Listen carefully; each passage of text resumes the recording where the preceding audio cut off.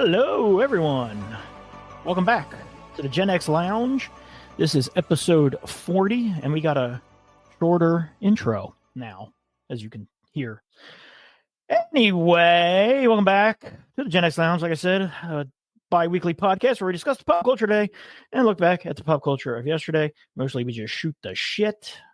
I am your host, Brian, and with me are my fabulous co-hosts. You will not see nothing like the mighty Quinn.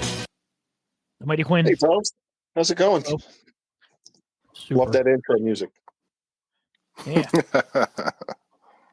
I was listening to an episode a week or so ago, the beginning of one, and I was like, man, this intro is a little long. So, I mean, it's not it was only like 45 seconds, but then I think of all the podcasts I listen to that either have no intro whatsoever or it's like 10 seconds. Yeah. So I was like, let me see if I can edit it down. Yeah. Bolo's here too.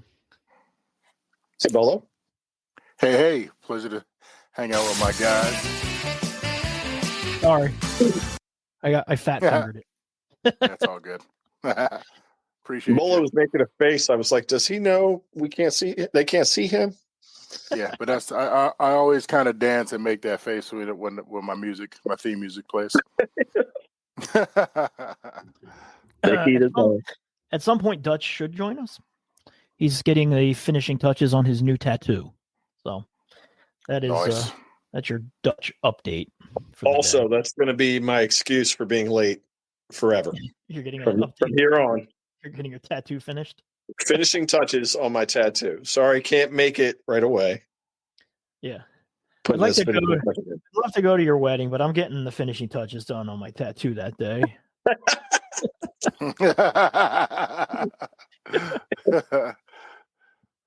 So we got what do we got? We got a little bit of news. We got a lot of we got a little bit of news. We got some back in the day, mostly that will focus on Val Kilmer. And then we've got we're going to talk a little. We didn't touch on the finale of Reacher yet, so we're going to talk about that. We're going to do a little Daredevil, and probably touch on The Last of Us, and also talk about some new horror movies that are out, that have come out, I should say, specifically The Monkey and The Substance. I almost called it The Stuff. It might as well. Yeah. But first, I thought I'd share this tale of how old I am. So I get allergy shots every 2 weeks. That doesn't have anything to do with how old I am, but I do have to go get allergy shots every 2 weeks. So the girl who gives me my allergy shots, not the last time, but the time prior to the previous time, so I was wearing a Deftones shirt. So she was like, "Oh, Deftones! I love Deftones. Are you gonna go see them when they play in Philly?" And I was like, "No, I've already seen them a bunch of times. I don't want to. The tickets are like out of control this time, and I'm good." And she's like, "Yeah, I would love to go." And that was kind of the end of that. So then, the last time I went last week, I was like, "So did you go see Deftones?" And she was like, "No, it was too expensive." "Did you go?" And I was like, "No, it's too expensive." And then I was like, "Well, Chevelle is playing in August. Tickets for that went on sale. They're not super expensive." And she's like, who's that? And I was like, "Oh, they're a band. I'm surprised you don't know who they are. They're like from that same like era of when Deftones got, first came out or whatever." And she's like, "Oh, I only know the Deftones because my dad loves them." Yeah. And I was like, fun little moments. Yeah. And I was like, your dad loves them. I was like, "Well, how old's your dad?" And she's like, "Well, how old are you?" And I was like, "No, really? Like, what year was your dad born?" She's like, 1973. I was like, "Geez." I was like, "I was born in 1974. What the fuck?" I was like, "How old are you?" She's like, 28. I was like, "Jesus Christ." Wow. I didn't know Deftones was dad rock, but apparently it is. Yep. I've lost the ability to gauge ages at all. Like, yeah, me too. Between 12 and 30, I have no idea. Yeah, I knew she was younger than me, but I didn't. I would have and no offense to her, because I can't judge anymore. She could have been 37. Yeah. You know what I mean? Like, right. I didn't think she was 37, but I thought she was maybe like in her early 30s, like 33, 34, maybe. Like, I don't know. But yeah, and then wow. I was just like, yeah, I don't know. I don't feel 50. Like, I don't know. I don't feel 50 physically sometimes, mentally, in no way, shape, or form do I feel 50. Like, I don't. Well, yeah, because I mean, yeah. I don't know. You feel any different mentally than you did when you're in your 20s or 30? Yeah. You know what I mean? Well, It's all the same. In my 20s, yeah, I think, but like, definitely not. I don't think mentally I've changed all that much in 20 years. Yeah, I don't know. It's fucking weird. Maybe it's that plastic spoon in your head that's, you know. Yeah, I don't know, man. Getting old. I mean, I guess it's good. You're only as old as you feel, right? So that's right. In the in the Gen X Reddit group that I'm in, there was a big discussion today on going out, getting in the gym in your 50s. And a lot of people were saying they're doing that. And I'm like, well, I've been going to the gym since I started seriously going to the gym at like 35. You know what I mean? So, but I can't lift weight I did even like 5 years ago. So cardio, baby. Cardio. Down 12 pounds. There you go. Down 12 pounds since February, buddy. Since the end of February, since I started going for it. So goal how much further you have left to go? I wanted to lose 20. So I have but I didn't start tracking it. When I started tracking it, I needed to lose, I want to say 15. So I think I have 5 left to lose on my tracker, which will get me to where I want to be. So I'd be pretty stoked. There you go, buddy. And and the goal for that's May 25th or something. So I'm like, dude, I can easily lose that by May 25th. That's more than a month from now. So, there you go. And that's including, like Easter is this weekend, and we're having like we usually don't go balls out for Easter. You guys do anything for Easter big? I mean, no. We're going balls to the wall this year for Easter. I don't know if it's because I don't know if it's because my cousin Kevin recently died and the whole family's just wants to be together. Right. My sister's having 50 people to her house for Easter. Holy shit. Holy cow. There's going to be wedding soup and pasta for days. Yeah, it's going to be crazy. She got two hams. Oh, yeah. Yeah, y'all going to be good over there. Yeah, I mean, everybody's bringing a side, or at least one side. It's going to be fucking crazy. And the night before that, my cousin Ivy got engaged, so we're doing an engagement party for her. So Saturday and Sunday are going to be caloric nightmares. Oh yeah, that's exactly what it sounds like. Because ain't nothing good coming out of that but carbs. Yeah, I know. A lot of ham. You're gonna commit carbicide, bro. I know. My one cousin's bringing two trays of mac and cheese. Oh yeah. Like Jesus Christ. Oh yeah. Yeah, that'll be fun. I'll just send you some to-go containers for me. Yeah, Brandy has one of those for me. Brandy has one of those stress tests where you have to run on the treadmill. Yeah. The day after. I'm like, have fun with that. I've given up on this self-discipline part. I'm just gonna buy like the colonoscopy prep and lose weight that way for you will. For the rest of my life. I think the last time I had a colonoscopy, I lost 7 pounds. But I mean, you gain it back. Like you gain it back like in a day and a half because it's all water. Yeah, but yeah, you do lose weight. It's a nice day when you're like, hey, I lost 6 pounds. You do feel so nice and light though. After you're like, man, I feel. Yeah, I should do this all the time. It's like I run 5 miles. Yeah, I don't know. I love about feeling our ages now. Yeah, I know. God. Oh yeah. All right, let's move on before we get into before we have a gout part 2 conversation. Yeah, I thought we had a medical episode last time. Yeah. Yeah, right. That's the news.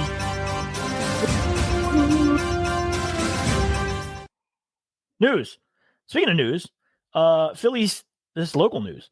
Philadelphia's ABC Action News. The theme, Move Closer to Your World, by Al Hamm and the Hillside Singers, which, if you grow up around here, that is a classic jam. You know every word. Has finally released to streaming platforms, so you can put it on your playlist if you want to rock out to some Action News, Move Closer to Your World. I bet you it'll get the most use from people when they're saying, "What? You've never heard it? You've never heard it? It's this one." But that probably means now, if I were to change our news theme to that theme, we would get copyright flagged, and before we wouldn't have. Yep. What was your news growing up like that was on at your house? What was it, 3, 6, or 10? I think it was 6. Yeah. Action News. Yep. Action News. Yeah, we were Action News too. Brandy was NBC. I'm like, no, that's not right. Yeah, I know. And then for the World News, she did NBC too, and I was like, absolutely not. Peter Jennings was World News. World News Tonight with Peter Jennings. You know, what do you think? Yeah, so, it was almost like a sports team that you rooted for. You know what I mean? It was like ABC was tops.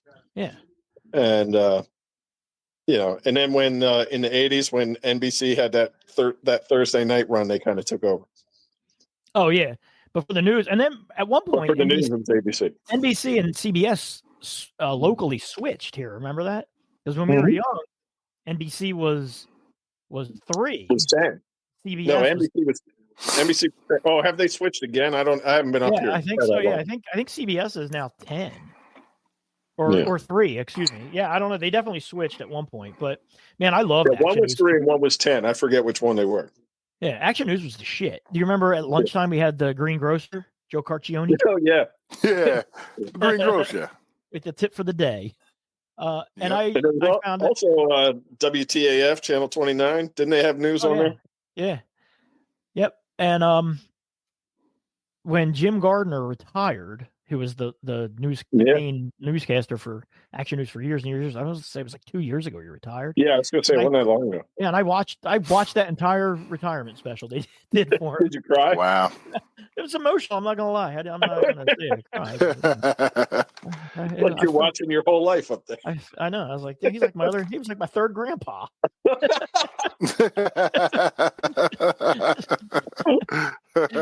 Wise old man dispensing the news. He looked the same the entire run he was on TV. Yeah. It's funny. Didn't change. You go back and watch.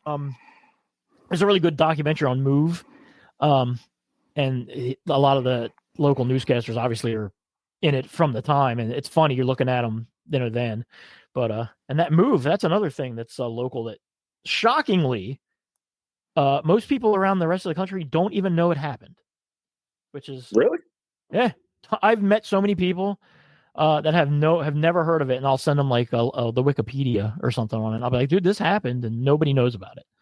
So yeah, if you're not from the Philadelphia or tri-state area and don't know what Move is, go to Wikipedia and look that up. It's the only time the U.S. government bombed its own citizens.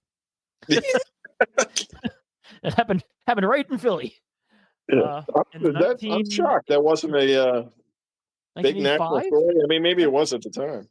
I think it was a big national story because there was nothing but promos of the whole city block on fire. Yeah, I think probably for a few weeks it was a huge national story, but like in the national consciousness now, like I'm talking like I know Gen X people that have never heard of it, that don't live that.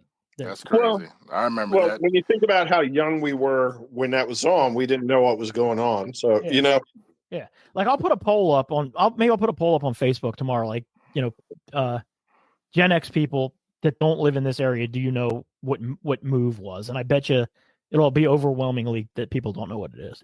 Yeah but I think if you're 5 to 10 years older than us, I bet you the percentage goes way up of people that know. Oh yeah, because like I said, when I was a kid, I didn't learn what it was until years later. When I was a kid, I didn't really have I knew enough about it because it was on the news. And I remember reading because we used to have to do current events in 5th grade for Mr. Morris's class. And I remember for a couple of weeks in a row before it all popped off, we did current events on what was going on with it. But if you actually watch like the documentary on it, that had been an ongoing thing for like years before it popped off, like going back almost to the 70s, I want to say, that they had been going back and forth with the police. So, yeah, it was like a whole thing. It was a whole big thing. And see, now I want to actually brush up on the on my history of that. I just remember I don't know what was the conflict, but they weren't leaving this space. Yeah, then, they were very much like embedded. Not really like hippies, but I don't know what you would describe them as. They were like anarchists, maybe. I don't know, but the city had issues with them. The police had issues with them. Their neighbors all had issues with them because they weren't like the kids weren't going to school. Like it was a whole thing, but it was like a whole. I don't want to say it was a cult because I don't think it was a cult, but watch the documentary. It's called "Let the Fire Burn" is the name of the documentary. It's really good. Yeah. So. Yeah. At some point, law enforcement just says "fuck it." Yeah, and literally dropped they dropped a satchel charge on the roof of their building, but their building was a row house. Yeah. So they burned down like how many blocks? Yeah. It was yes, it's bigger than a block. Yeah. Oh shit. My bad. Yeah. Oh yeah, it was fucking crazy. Yeah, because I just remember that image of like they showed like a good portion of the building or the row houses, and then a skyline of just fire. Yeah. It was just like, oh, and then it's pretty bad. I mean it can definitely be argued. I don't want to get too deep into the whole thing, but it can definitely be argued that as the fire was burning and they were trying to get out of the burning building, that the police were definitely shooting at them to make them run back into the burning building. So it was pretty fucked up. Pretty fucked up all around. Yeah. The fire department was on vacation that day. Pretty fucked up all around. So sad. Yeah. Legit. All right. Speaking of also things that are fucked up, the Minecraft movie has also exploded, much like the Move building. That's a terrible joke.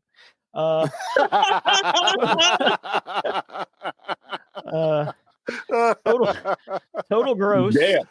Total gross currently sits at $280 million domestic and $550 million worldwide. Makes it the highest grossing Hollywood movie of the year, behind that Chinese movie that I can't think of off the top of my head that's grossed like $1.2 billion or something like that. No, what is that?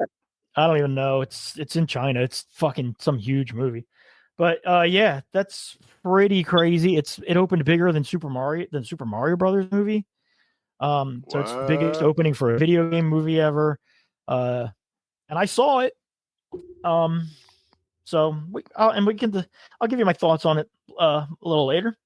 but I did see it. I will say when I saw it, happily no one acted like, because I told Josie, I was like, yo, if kids start throwing popcorn and shit like that, we're leaving. And she was like, okay. I was like, yeah. I read it's got like a Rocky Horror type audience participation. Yeah. But, oh my God, it's that?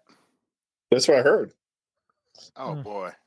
Well, it's because it's blowing up on TikTok. So it's not really participation for the sake of participation. It's participation for the sake of let me make a video for TikTok. Which is not the kind of participation that I can abide by. Okay. That's just, all right. You want to, I mean, look, it's cool that kids are into it and it's cool that they're going to the movies. Cause I think like realistically, where are movies going to be in 25 years? Because I don't think Josie, not even 25 years. I mean, my kid's going to be 13. She has zero interest in movies.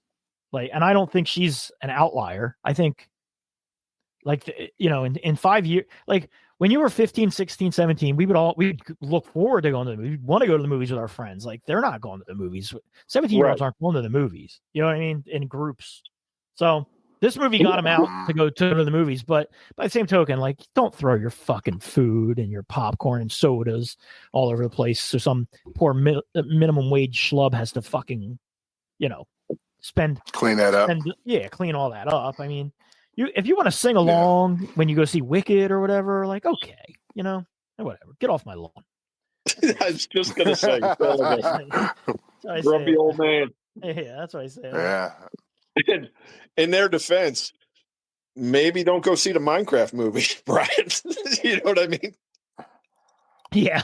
Well, like I said, I purposely bought tickets for the earliest show I could. I think we were at the 11:10 Sunday morning, 11:10 show, and it was still pretty crowded. And Wow. and when we left, the lobby was mobbed. When we got out of the theater, and from the looks of the people in the lobby, I would say a good portion of those people were there for Minecraft, probably.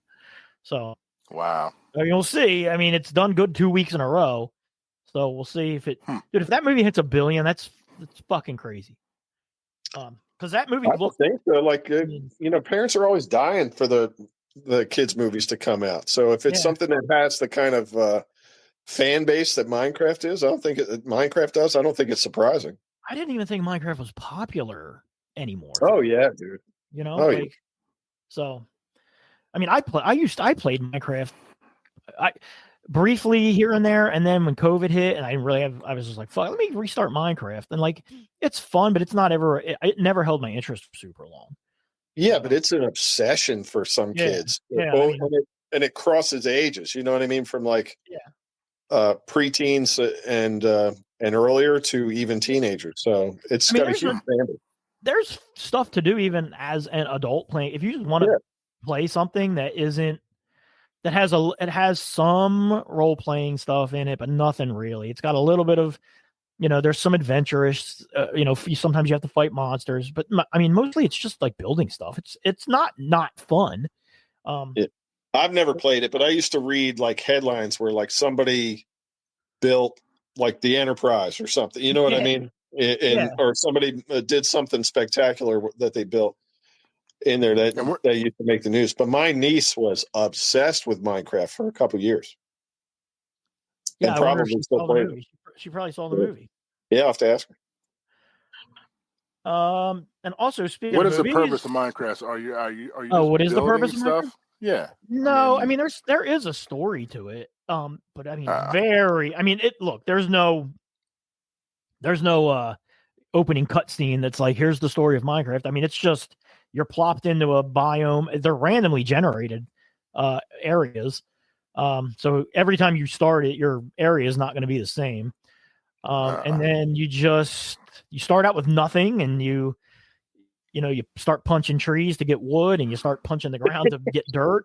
You start building things, and as you get more things, you can craft better things, and you can get diamonds, and eventually you can get, you can do all. I mean, it's fully open world to do whatever you can dig down to the core of the earth if you want. Like, I need a story though to stay interested. I can't. The thing I need there to be something. It's got to be some stake.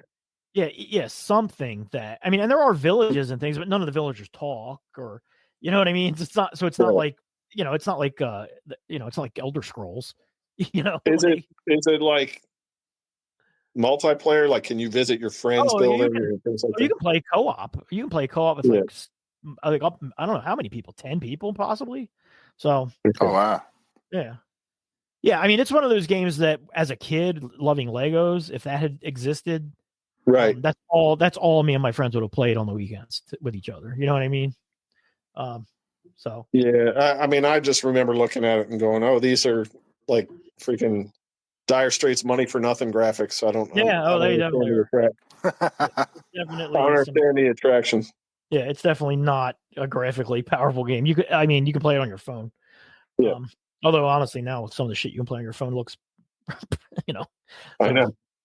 But yeah, speaking of movies, the Thunderbolts is with pre-sales right now, only tracking for a $70 million opening, which is lower than Captain Falcon, which I think people are just going to show up for this one. Yeah. I hope it's good word of mouth, because everything I've read from people who've seen it is that it's really good. Yeah, that's what early screenings are. It seems really likable. Like, I feel like I know too much of the plot already just from the trailers. Yeah. But like you said, I've seen some early reviews and say it, puts everything back on track. I just want it to be a good movie. Even if it's a standalone good movie, I'd rather that it be that. But Right. I think word of mouth will make it better than Captain America. And also, I don't know, like with pre-sales, you don't need to buy a early ticket to a Marvel movie anymore. Yeah, not like it used to be. Yeah. People are going to show up. Yeah, I think it looks good. I'm more excited about this than any Marvel movie I can think of in forever. In a good while, right? Yeah. I wouldn't say I'm excited. I'm curious. You know what I mean? And hopeful. Yeah, and I mean all the characters I like. Yeah. If you told me it was going to be out on streaming a week later, I would wait. I can tell you that. Oh, really? No, I would see this in the theater. And we are seeing it in the theater opening night. We're gonna see it, but I'm saying if they said, "Hey, 1 week it's going to be on Disney Plus," I'd be like, "All right, I don't need to run out then." That's my level of excitement for the movie. Yeah. It was zero enthusiasm. It's not like the old days where you were counting down the days until the movie came out. Yeah. I mean, the excitement level for all these Marvel movies is just not really there anymore. And it's not oversaturation. You know what I mean? It's a string of unsatisfying movies. It's that, and I think it's also that people. I honestly, and even I kind of felt this way. If I wasn't such a diehard comic book guy, like prior to Iron Man coming out, like I still was a comic book guy. You know what I mean? But I also remember seeing the Iron Man trailer, and being like, you know, like this. Why would I want to go see an Iron Man movie? Because who gives a shit about Iron Man? You know what I mean? So. Yeah. Remember they released that footage at like a Comic-Con or something of just him flying?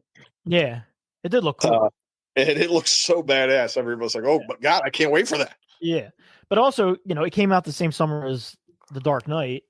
Yeah. Which I saw 8 times in the theater. That's a lot. Yeah. So but once I realized how good those Marvel movies were, and me being I was always into comic books anyway, like that was like must watch cinema for a long time. But I think for a lot of people who were more, they got into it because of the movies, not because they were into comic books necessarily.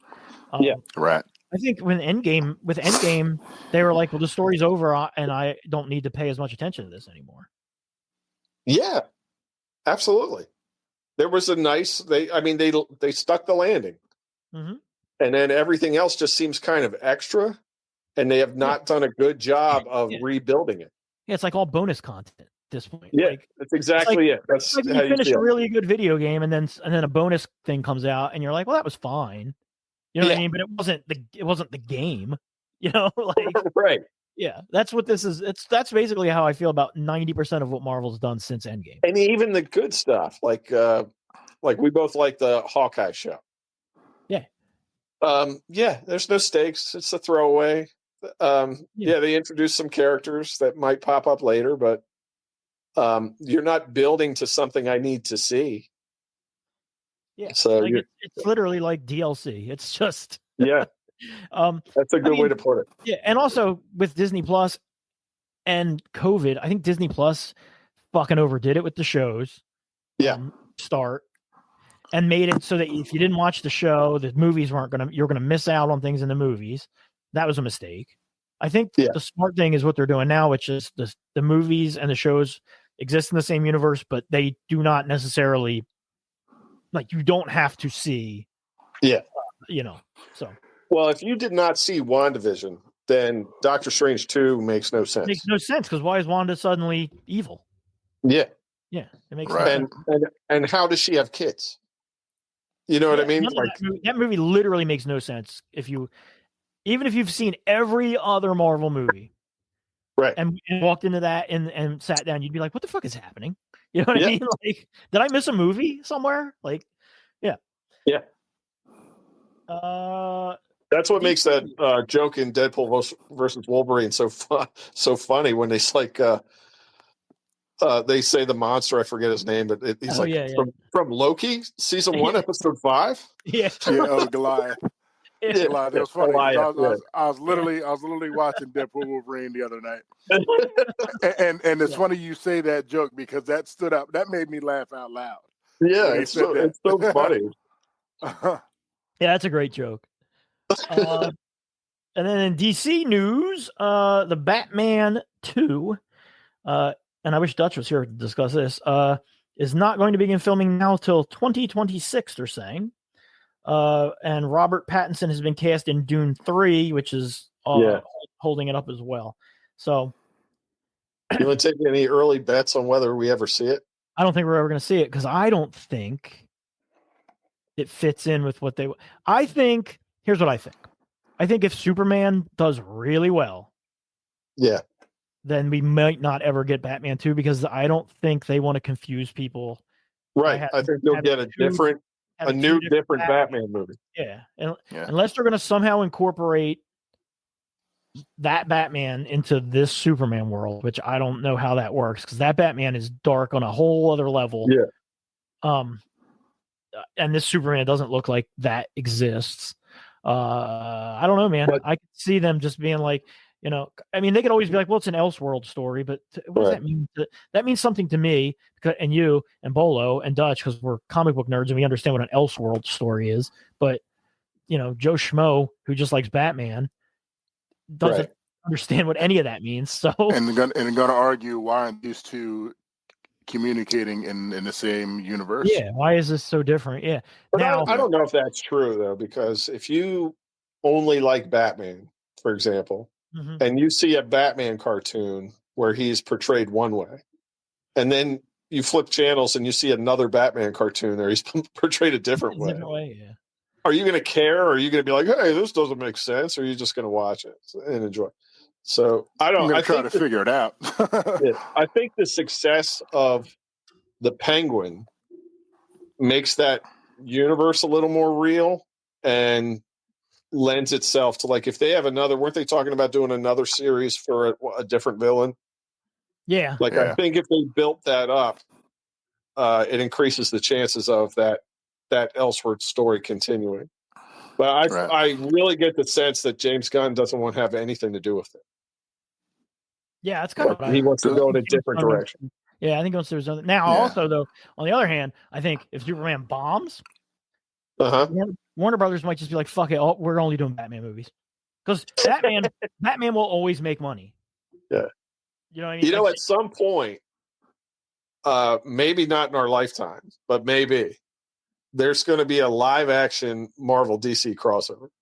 I guarantee it. Yeah, I wouldn't be surprised.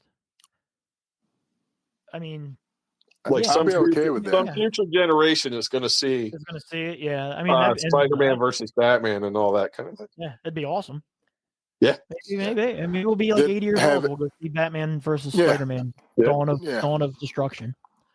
Yeah, we'll get together with all our nurses and go see it. Yeah, we'll see it at the nursing home. Have our colostomy bags. You imagine that when we're old enough to be in nursing homes and the movies they'll be showing, they'll be like, "Oh, tomorrow night's movie's Endgame, everybody."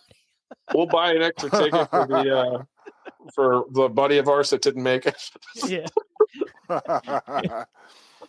Now, have any of you heard the rumor of Matt Reeves unfortunately not doing well health-wise?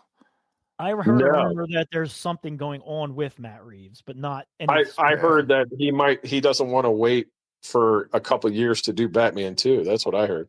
Yeah. Right. So he may exit the project. I didn't hear it had anything to do with health. No, yeah, I heard. I didn't hear it specifically had to do with health. I just heard there was something in his personal life that was not. They're saying it's a potential Chadwick Boseman scenario where he might be ill. Oh, that's the rumor. That's which is heartbreaking because this guy he's built a wonderful world with the with the Batman and I was one of the naysayers, and Quinn could testify to this that I liked everything around Pattinson. You know what I mean? I just didn't like him as potentially being Batman. But once I saw him, you didn't like the idea of him, It wasn't big enough. But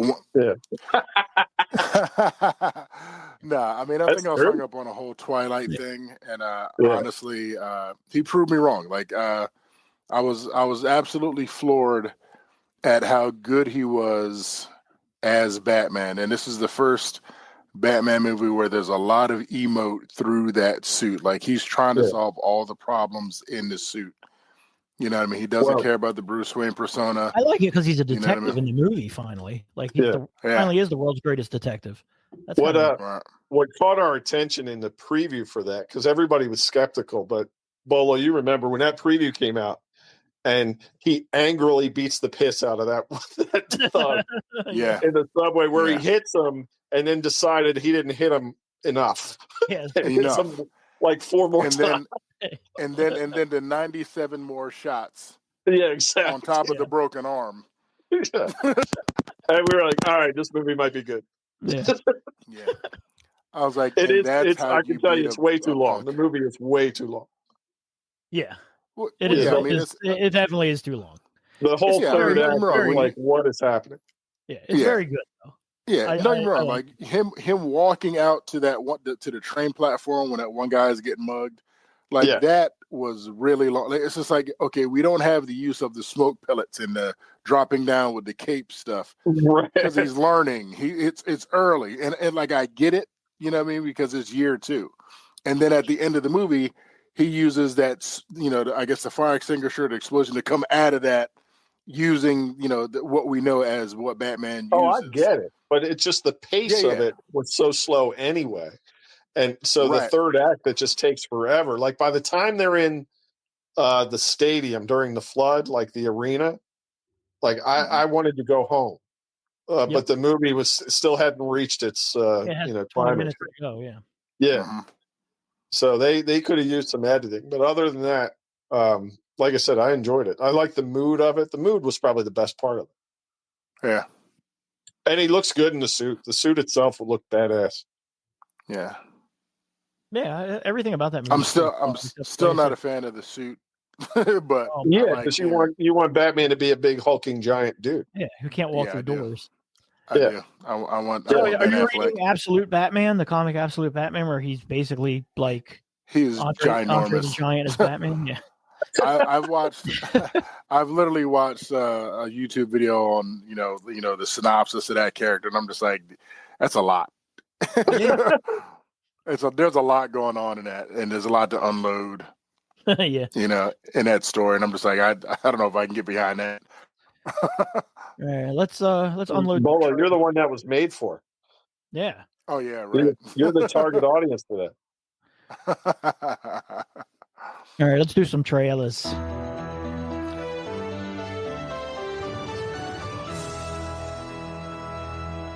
Coming soon to a theater near you. All right, we got some trailers. First up, we got not a reboot, not a remake, but it looks like a legacy sequel to The Naked Gun, starring Liam Neeson. Doesn't look good. It did have that great joke. It did have that great joke at the end of the trailer. It did have had a good O.J. Simpson joke. But man, other than that, I was just like, what even is this? Yeah, why are we doing this? Yeah. Now that kind of humor though is tough in a 2-minute trailer. Yeah, but I feel like we're also in a post-spoof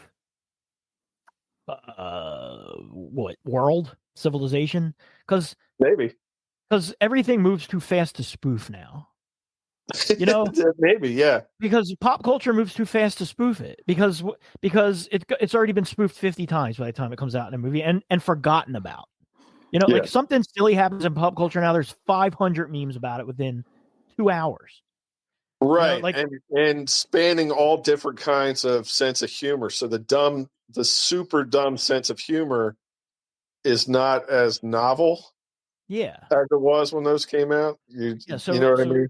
Yeah, so like spoofing. That's why you don't see, scary movies sequels, like the spoof of the Scream and the horror movie, or you had Airplane, which was a spoof of the disaster flicks, and they just don't. I don't think they really work anymore. Like Minecraft is like a meme movie because the reason the kids are freaking out is because it's all the shit that they've seen on TikTok.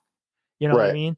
So I don't think that works with this. So I don't know if they're going to do it as more of a straight comedy than like a spoof of like a procedural, like, you know, police dramas or whatever. Right. But they also, the Naked Gun movies aren't like, they're not slapstick comedy. They're like very dry comedy, you know, and there's some physical comedy there too. But a lot of it's just like deadpan humor. Like he never, like Frank Drebin never really makes a joke.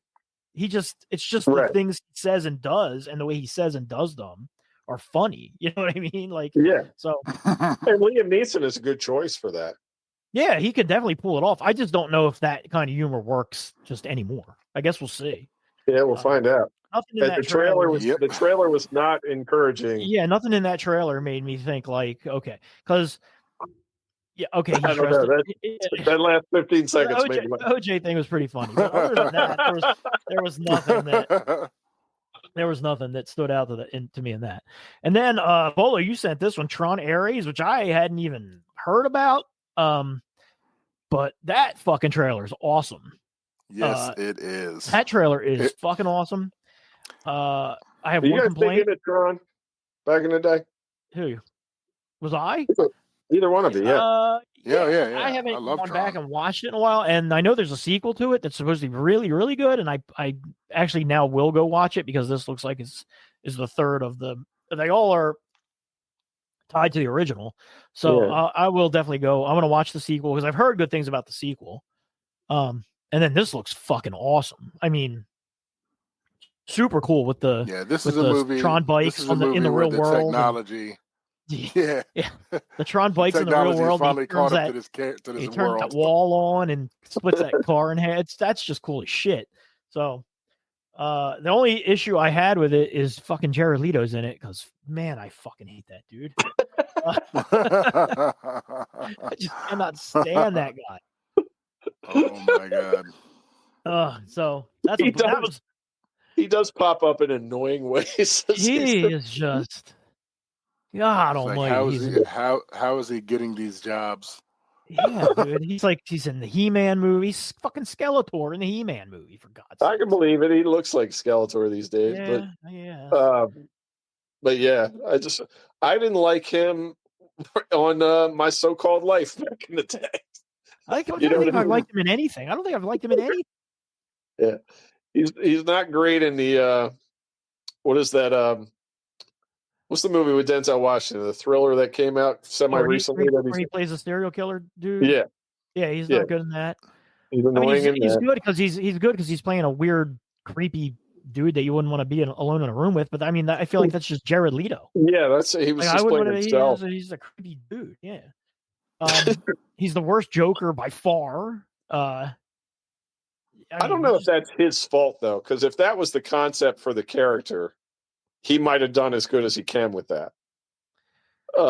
Yeah, but I mean, he took it to such a level where he's like sending used condoms to his co-stars. And shit. So that kind of stuff. That's what the Joker would do. Character. Yeah, right. Like, dude, that's not what the Joker would do. That's what a fucking weird, creepy actor would do. Yeah. Yeah. Yeah. That's what a sex pest would do. You know, like, you should be on a list. Like if I did that, I'd go to jail. Yeah. Let me send one of my coworkers a used condom. And rightly so. Yeah. I'm going to send Margot Robbie a used condom and see what happens to me. Jesus Christ. Yeah, you'll be on the no-fly list. Yeah. And then another really good-looking trailer, and I actually saw this on the big screen when I saw Minecraft as well, which was Mission Impossible. Oh, yeah. Mission Impossible, the final Impossible mission. Tell you what. The Final Reckoning. The final Impossible mission. Tell you what, that was a great trailer. Yeah, that looks really good. Did you see the previous one? Because I still haven't seen it. Yeah. It's good. It's good. It's not as good as its predecessor, the one that was right before it. One with Henry Cavill. Yeah, it's not as good as the one with Henry Cavill. It's the main villain is kind of faceless. It's like AI, so I care less. You know what I mean? There is a human bad guy, but he's not the main danger. Yeah. Well, this is a sequel to that one. Like a direct. It's a part 2, right? It's a part 2 of that that last one. But Haley Atwell's in it, and she's good. She's a nice addition to it. But I love the way this trailer went through all the other movies, and you know what I mean, with the voiceover from Ittrick. Yeah, Ittrick is awesome. Yeah, or Kittrick, sorry. Tom Cruise is another one that I can take or leave, but all the Mission Impossible movies are really good. Yeah, like, they're good. And he's except number 2. 2's pretty good. It's just not as good as the other. And it seems like it's from a different. Is that the John Woo one? A different series. Yeah, the John Woo is. Dude, terrible. When that came out, I was so goddamn excited because I loved me some John Woo. Yeah, with the explosions and the dove. Dude, every time a John Woo thing happened, I think I looked at Quinn. I was like, John Woo. Yeah, it's John Woo, baby. That's what I said. Anytime somebody jumped with 2 pistols. That's the most John Woo movie of ever John Woo. Yeah. But I remember it. We've been shitting on that movie for years. But it was just on cable the other day. I was like, this is pretty good. Dude, the scene where they're in the cars and the cars are spinning in opposite directions and they're like eye fucking each other. It's so fucking ridiculous. Yeah, but you can't love Reacher and then not love Mission Impossible 2. No, I'm not saying it's not good. It's just insane. Of all of them, it is insane. Yeah, it's bananas. It's a bit much. It's a bit much. Tom Cruise has long hair for no reason. Yeah, it's fucking crazy. No reason. That is a Tom Cruise vehicle. If this is not his ego just on fire. You could have made that whole movie with Ben Stiller pretending to be Tom Cruise, and it wouldn't change much. Yeah. They could have spoofed it, say back then, and the motorcycles crossing. Oh yeah, and they hit. Don't they hit each other and they both go flying into the air? Or no, they fly through the air. And they jump off the motorcycles to body hug each other. Smash into each other. And neither one of them turned into paste. Hey man, it gave us Wolverine. It gave us Hugh Jackman. Yeah, because if the other guy was going to play Wolverine, if he had Doug Ray Scott was going to play Wolverine, and then he couldn't. What was it? The other one ran long. I forget, or he broke his arm or something. I don't remember. He couldn't do it though. Yeah. I think he committed to the Mission Impossible movie. That's what it was. Yeah, but it ran long. I think he was going to do both or something, but he couldn't get out of it. Okay. Either way, I mean, Tom Cruise. I mean, honestly, good job, because that's a series that I wouldn't have thought would have gone past 3 movies.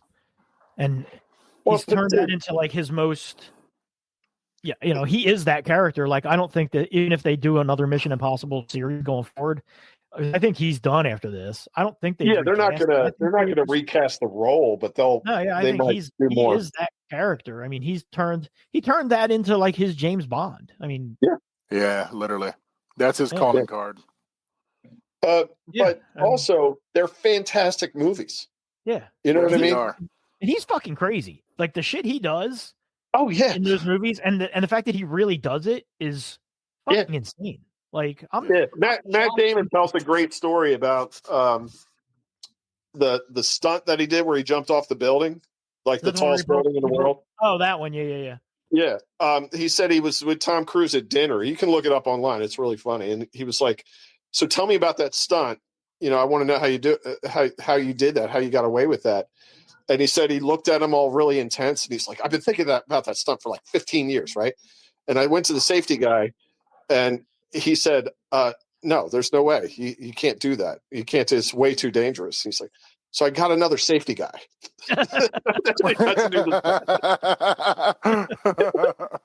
Did you see? Speaking of jumping off a tall building, they do a stunt like that in Thunderbolts with Florence Pugh. Yeah, she does it. She jumps off. It might be that same building. That in Dubai? She did it. I don't know. It's one of the world's tallest buildings, it said. But shit. She does it for real. There's a behind the scenes of her getting wired up and doing it. Oh wow. And she wanted to do it. She had to fight to do it. They were like, absolutely not. And she was like, no, I want to do it. So Jesus. Yeah. But Tom Cruise, man, he will die on a set one day. You know what I mean? That's how he died. How did he break in one of the? In one of He it might have been the last one. breaks his ankle. He's jumping from one Yeah, building to the other. between two buildings. You could see him break his ankle. That's the Yeah. take they kept. Yeah, and you see him get up and limp forward into a run. Yeah, yep. He's a lunatic. Yeah, but he makes fantastic movies. So keep in more at ways it. than one. He's a lunatic. He's looking a little odd. Like I don't know if he did something to his face, but he's like puffy now. Did you see him in the the Super Bowl? Yeah, well, he's like filled with Xenu's love or whatever. So it's like puffing out his face. I don't know. There's something just off-putting about him now. Yeah. But his winter movies are both really good. Yeah, I mean, dude, he's not in anything bad. Like I can't really think off the top of my head if he's been in anything bad. Yeah, he's got a couple. Eyes Wide Shut's not a good movie. Okay, yeah. That one's and what's the other one? There's that other one that the real like arts house flick. I think Penelope Cruz is in it. I forget. Yeah, I know what you're talking about. Yeah. Magnolia, maybe. No, not Magnolia. That's a different one. I know what you're talking about. Yeah, some people like it. I've heard some people it's like their favorite. It's like a remake of a French movie or something. Oh, okay. Yeah. And I didn't see Rock of Ages because I was embarrassed for him. So that's probably bad also. And then the last trailer is for a streaming show, Predator Killer of Killers. The animation. Which is done by the guy who did the Prey movie, the new movie Prey, or the last Predator movie Prey, I should say. That's a good movie. Great. Yeah, that's a real good movie. Yeah. This looks way better. It's way better than I thought it was going to be. Yeah, this looks pretty cool too. I don't know. I mean, I'm not diehard Predator guy, but I'll probably give this a shot. It looks fun. I mean, it looks, they're supposed to be the world's greatest hunters or whatever, but then it shows them in a giant spaceship going up against World War II fighters, and I'm like, well, come on, really, is that fair? So, but it looks cool. It looks cool. And that's it for trailers, unless you guys have any. You know what? I do. I know neither one of you. Well, I don't know about you, Bolo.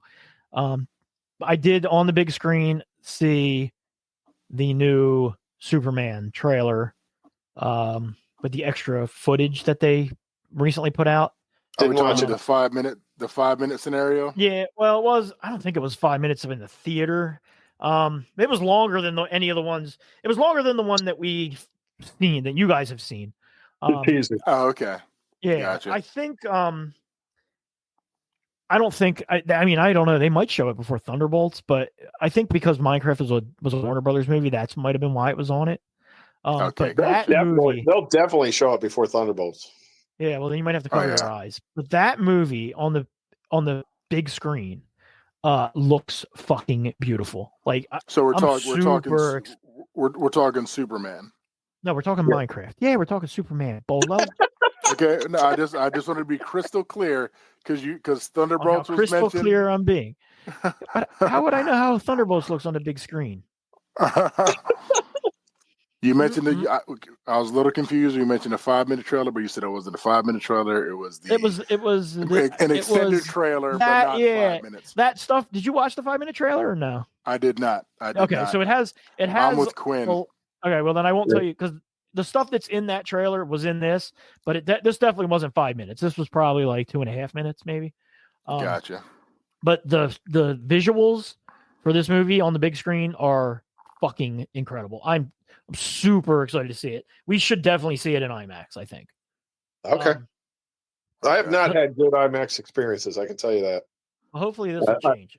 I haven't felt that it added anything to the... Yeah. Well, have you ever been to the one in King of Prussia? Because that's an incredible theater with an incredible sound system. And he's been to that one because I think we saw a movie when he was dating a particular female. I will not mention any names. I think we saw... did we see Spider-Man 2 there? I think we did. King of Prussia? We might have. Well, I think we saw that in IMAX. But we also... that's IMAX from, fucking 25 years ago. Yeah, but we went to... I've been going to the IMAX in Wilmington. It's just... that's where I saw Oppenheimer. That one's not as good. I saw Oppenheimer too. It's just like a big... It's like a big screen, not an IMAX screen. Yeah, the one in King of Prussia is incredible. It's all right. So... Yeah, so that's it for trailers. Let's Back in the day.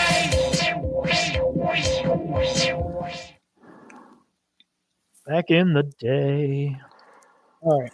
We only got I got a little is this anniversary, which I just felt like mentioning because it's important to me, and it would be to Dutch if he was here. But on April 7th,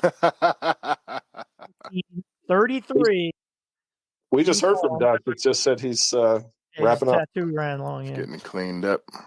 April 7th, 1933, King Kong is released nationwide after premiering in New York City and Los Angeles the previous month. Happy 92-year birthday, King Kong. I was going to say, you're just 8 years away from your King Kong centennial. Yeah, that's actually cool. Man, I love that movie so much. You got to make some plans because I'm sure there's some sort of. I'm sure there'll be. Yeah, I'm sure. New York City should have something. Yeah, you would think. That to me still. I mean, obviously, some of the racial stereotypes are a bit dated. Some of the some of the sexual stereotypes are also a bit dated. Let's just say a lot of it's dated. But it is when you break it down, still, in my opinion, other than probably Raiders of the Lost Ark, the best adventure movie ever made. It's just so good and so well done, and it just doesn't let up. It's just fucking great, and the effects for the time are so cool, and I just love it. I watch it every Thanksgiving Eve. I fucking love that movie. Yeah. So, and then of course back in the day, on April 1st of this year, Val Kilmer passed away.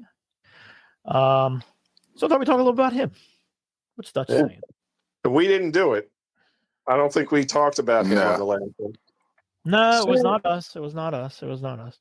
But yes, he was born December 31st, 1959, and he died April 1st of this year, like I said. He was the youngest, person accepted into the Juilliard School's drama division. Really? Yeah. He was a huge theater guy, theater nerd. I think he would have preferred theater to movies. At least early in his career. He actually declined a role in The Outsiders in 1983 because he was doing a theater role. Huh. Yeah. So he did TV commercials, but didn't really get a movie role for a while. His first acting role off the theater that wasn't a commercial was an ABC after-school special called One Too Many, which you probably guess what that was about. I looked it up on YouTube. The full episode is not on YouTube, but there are lots of clips of it. But it was filmed in 1983, but it didn't get released until 1985. It was about drinking and driving, and it also co-starred Michelle Pfeiffer. How about that? Mm-hmm. Oh, wow. Yeah, pretty crazy. 1984 is when he really got his break, when he starred in Top Secret, where he played a rock and roll star named Nick Rivers. Top Secret's fantastic. That's a great movie. He also sang all the songs. Yeah, it is really good. And that's a spoof. Yeah. He sang all the songs and released an album under the name Nick Rivers as well. So, he was already well into his throwing himself into his roles, which he definitely became known for. And then he starred in 85. He starred in another comedy, Real Genius, which is another fantastic movie, absolute stone cold classic. But and then he turned down a part in Blue Velvet. And then he was cast as Iceman in Top Gun alongside Tom Cruise, who we just mentioned. Top Gun went on to make $344 million worldwide, and at that point, I think you could consider him a pretty big star. He's pretty fucking great in Top Gun. It's Iceman. You hate him in the beginning. Yeah. And then when he's flying at the end, you hate Maverick. Yeah, and then at the end of the movie, I love him by the end of that movie. Yeah, exactly. You're like, he's taking on 6 fighters by himself, Maverick. What the fuck are you doing? Get in there. Yeah. Yeah. The standout thing Iceman is a boss in that dogfight. Yeah, he's fucking awesome. He is Iceman. Yeah. He's fucking awesome. And my standout thing in that movie that he does is when he snaps his mouth for no reason. Yeah. He's like, Tom Cruise calls him Ice Man, and he does that. He does that bite. Exactly. That's a great part. I just read recently when he coughs bullshit during the briefing that they ad-libbed that. Oh, that really? he ad-libbed that, and everybody laughing is real. Oh, that's awesome. Yeah. That's a great. If that's true, is that true? I don't know, but yeah. True, that's a great ad-lib because that's fucking awesome. But if that's true, then Goose turning and being like, "Nah, man, it really did. I was there. It was a really good move." Like that's even better. Yeah, that's good too. Yeah, that makes it good too. Yeah, that's awesome. I wonder if that's true. He's like, I got a nice Polaroid of it. What a great scene that is. Yeah, that's such a great movie. Really, it is fun. Like at the end of the day, the big climax is kind of like, it's almost like what is happening here, because there's not really like, you know what I mean? At war? Yeah, because it's not like they could go balls out and be like, well, at the end of the movie we're in World War III. Goodbye, everybody. So it's just like a weird thing that's like, what the fuck is actually happening? Like, why are these so? But for what it is, the movie itself getting to that point is fucking cool. Yeah. And man, that movie and the soundtrack to that movie was just like, oh, dude, you could not get away from it. That song. We played the Top Gun theme at our high school graduation, and felt awesome about it. Yeah, it's a great theme. and fucking Danger Zone's an awesome song. Yeah, it is. I like the song. What's the practice dogfighting song was awesome too. I forget the name. I think it's also Kenny Loggins. I think Kenny Loggins did all the rockets. Well, no, because it has the Berlin does the take. Take my breath away. Actually, a great song too. Honestly, I remember watching that movie, with my parents. It was like a big family movie night. It was like that's awkward. My whole family but also my cousins and their parents were there, and my mom's sister, my aunt, was very, very like, I don't want my kids watching certain things. Like I remember when we tried to watch Gremlins, she made us turn it off when the mom microwaved the gremlin. Like that was turn it off, done. You know what I mean? Like, so we're watching Top Gun and it gets to that take my breath away love scene. Which does go on for like, even now as an adult watching it, I'm like, come on, dude. Like, enough with the tongue kissing. So I just remember my aunt at one point just loudly being like, how much longer is this going to go on? So every time I watch that movie now, I still think back to me, I'm in like 5th grade or whatever it was, and already being uncomfortable, and then her having to ramp up the uncomfortableness by pointing out how uncomfortable it was for everyone involved. He followed that role up in 1988. I feel like this is kind of forgotten role as Mad Mardigan in Willow. Yeah, the Ron Howard directed and George Lucas produced Willow. He's the best part of that movie. Yeah, although I'm not gonna lie, man, in 1988, I thought that was one of the most badass movies I'd ever seen in my life. It's great. Yeah. Willow was great at the time. I had the book. I had the novelization. I remember reading that over the summer, and I didn't understand what it meant, but I remember my older cousin Kevin, who just recently passed. I told you he was my cool cousin. When he saw I was reading the book, was like, "You realize that it's just a straight ripoff of Lord of the Rings, right?" And I was like, and I didn't know what he was talking about. I was like, I don't know. And then when I read Lord of the Rings the summer after that, I was like, oh my God, this is a ripoff of Willow. But I remember having a huge crush on Joanne Whalley, who Val Kilmer marries. Yeah, he married. She's the girl in that movie. He met her on the set. Yeah. Yeah, that's a fucking fun movie. And I mean, I guess his part is he's Strider, he's Aragorn, Kinda, but he's also Han Solo. Yeah, you know what I mean. Yeah, he's Han Strider. But yeah, he's super fun in that movie. And I did go back and rewatch a few Val Kilmer movies prior to or after he died. And I didn't rewatch this one because I'm a little bit worried about how it's going to hold up. But maybe I will. I mean, I think it's on Disney Plus, so it is. Yeah, I mean, what you're talking about, Willow? Yeah, I'm talking about Willow. Yeah, I just don't know. I don't know how it would hold up in 2025. I love his part in it, though. He's great in it. He was my favorite part of that movie. I haven't seen it since. I've seen like little clips of it, and I just remember, like, I think it was Kevin Pollak plays like a pixie or something. Him and one other guy. There's like two dudes that are like shrunk down. And I saw a clip of that recently, and the comedy is like so bad. So I was like, oh no. That's what I mean. I wonder if it's just one of those. Did I just love it because I was a kid? Yeah. Yeah, of its time type things. In 1991, a movie, Quinn, you've probably seen more times than you ever want to see. I know you heard the soundtrack a lot. In 1991, he starred as Jim Morrison in The Doors, directed by Oliver Stone.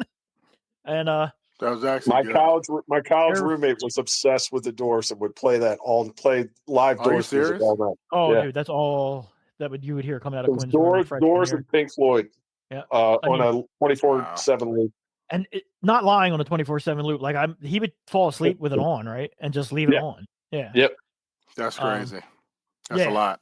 Yeah. I got used to it. Eventually, it was like white noise. Yeah, it was just always on.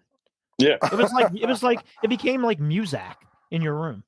Like it was just there. Yeah, exactly. Yeah, it was just there. And I remember he also had the poster above his bed for the movie. Uh-huh. Yeah, so he was I remember he was a good Voss. There's a shout out to Steve Voss wherever you are. Hopefully you're alive. Hopefully not dead or in jail. Because you were heading that way. Wow. He spent close to a year. We love that guy. I love Voss. He spent close to a year prior to filming Dressing as Jim Morrison. Spent time at Jim Morrison's old hangouts along the Sunset Strip. His portrayal of Morrison was praised, and the surviving members of the band said he did such a convincing job they had trouble distinguishing his voice from Morrison's. Yeah. Really? Yeah. He does. Have you ever seen it? Yeah, I saw it, but I knew he sang, but like I can hear Val Kilmer singing over Jim Morrison. You know what I mean? When you put them side by side. Even in my dad was a big Doors fan. But even in high school, when I saw that movie, I was like, shit, he sounds just like him. Yeah. I don't know, man. Jim Morrison, I mean, he sounds like a dude singing in the shower anyway. Kind of. It's not a super remarkable voice. Yeah, there's nothing about it that's like, oh my God, he was really he had some pipes on him. Yeah, he's more of a vibe than a voice. Yeah. So, and honestly, like, contrary to what you may remember of that movie, because I felt like that movie was everywhere the year it came out. Yeah. It did not really do well. It only grossed $34 million in the US and $32 million in Canada. His performance was praised by pretty much everybody. The film didn't even review that well. People said it was said it wasn't accurate.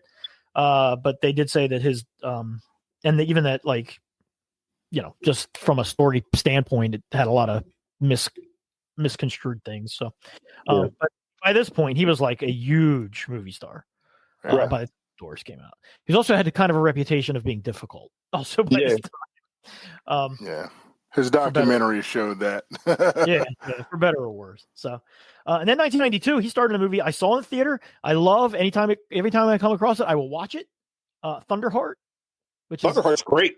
Yeah, forgotten movie, I feel like. Yeah. Wait a minute. Is that with Sean Connery as a dragon? No. That would be Dragon. What is that one? Oh, Dragonheart. Sorry. This is with Connery dressed as Thunder. Yeah, he's got a Thunderheart. No, this is the one where he is an FBI agent. He plays an FBI agent who is also a Native American, but is not ashamed. But Oh, you know what? Now I remember now. He doesn't really acknowledge his Native American. Yeah, he's working for the man now. Yeah, he's working. Yeah, he's working for the white man now. And he needs to get right. He needs to get right with his Native American roots. Okay, that's a great. He goes to an Indian reservation to solve. I get it. A series of mysteries. It's really good. The end is odd. There's a bit of a vision that happens and some weird mystical voodoo Native American. I haven't seen it in a long time. It's not on a lot. I caught it on TV, I want to say 3 or 4 years ago, real early on a Sunday morning. It was like one of those Sunday mornings when I was like laying in bed. I'm like, fuck it, I might as well go flip channels. And I watched it from beginning to end. It's pretty good. I was working at a movie theater when it was out, so I would see, bits of it at a time. But yeah, it's I really enjoyed that back in the day. Yeah, it's good. It's one of those movies that when I look back onto, I'm like, why did I go see that in the theater? Like, it was just because at the time you would just go see shit in the theater because you'd be like, what the fuck am I going to do today? You know what? I'm just going to go see that new movie. You know what I mean? Right. Like, fuck it. It would also be like 2 years before it would come out on video. Yeah, and that's the other thing. So that I feel like was definitely for a while a cable, like a TNT or TBS staple, though. Yeah.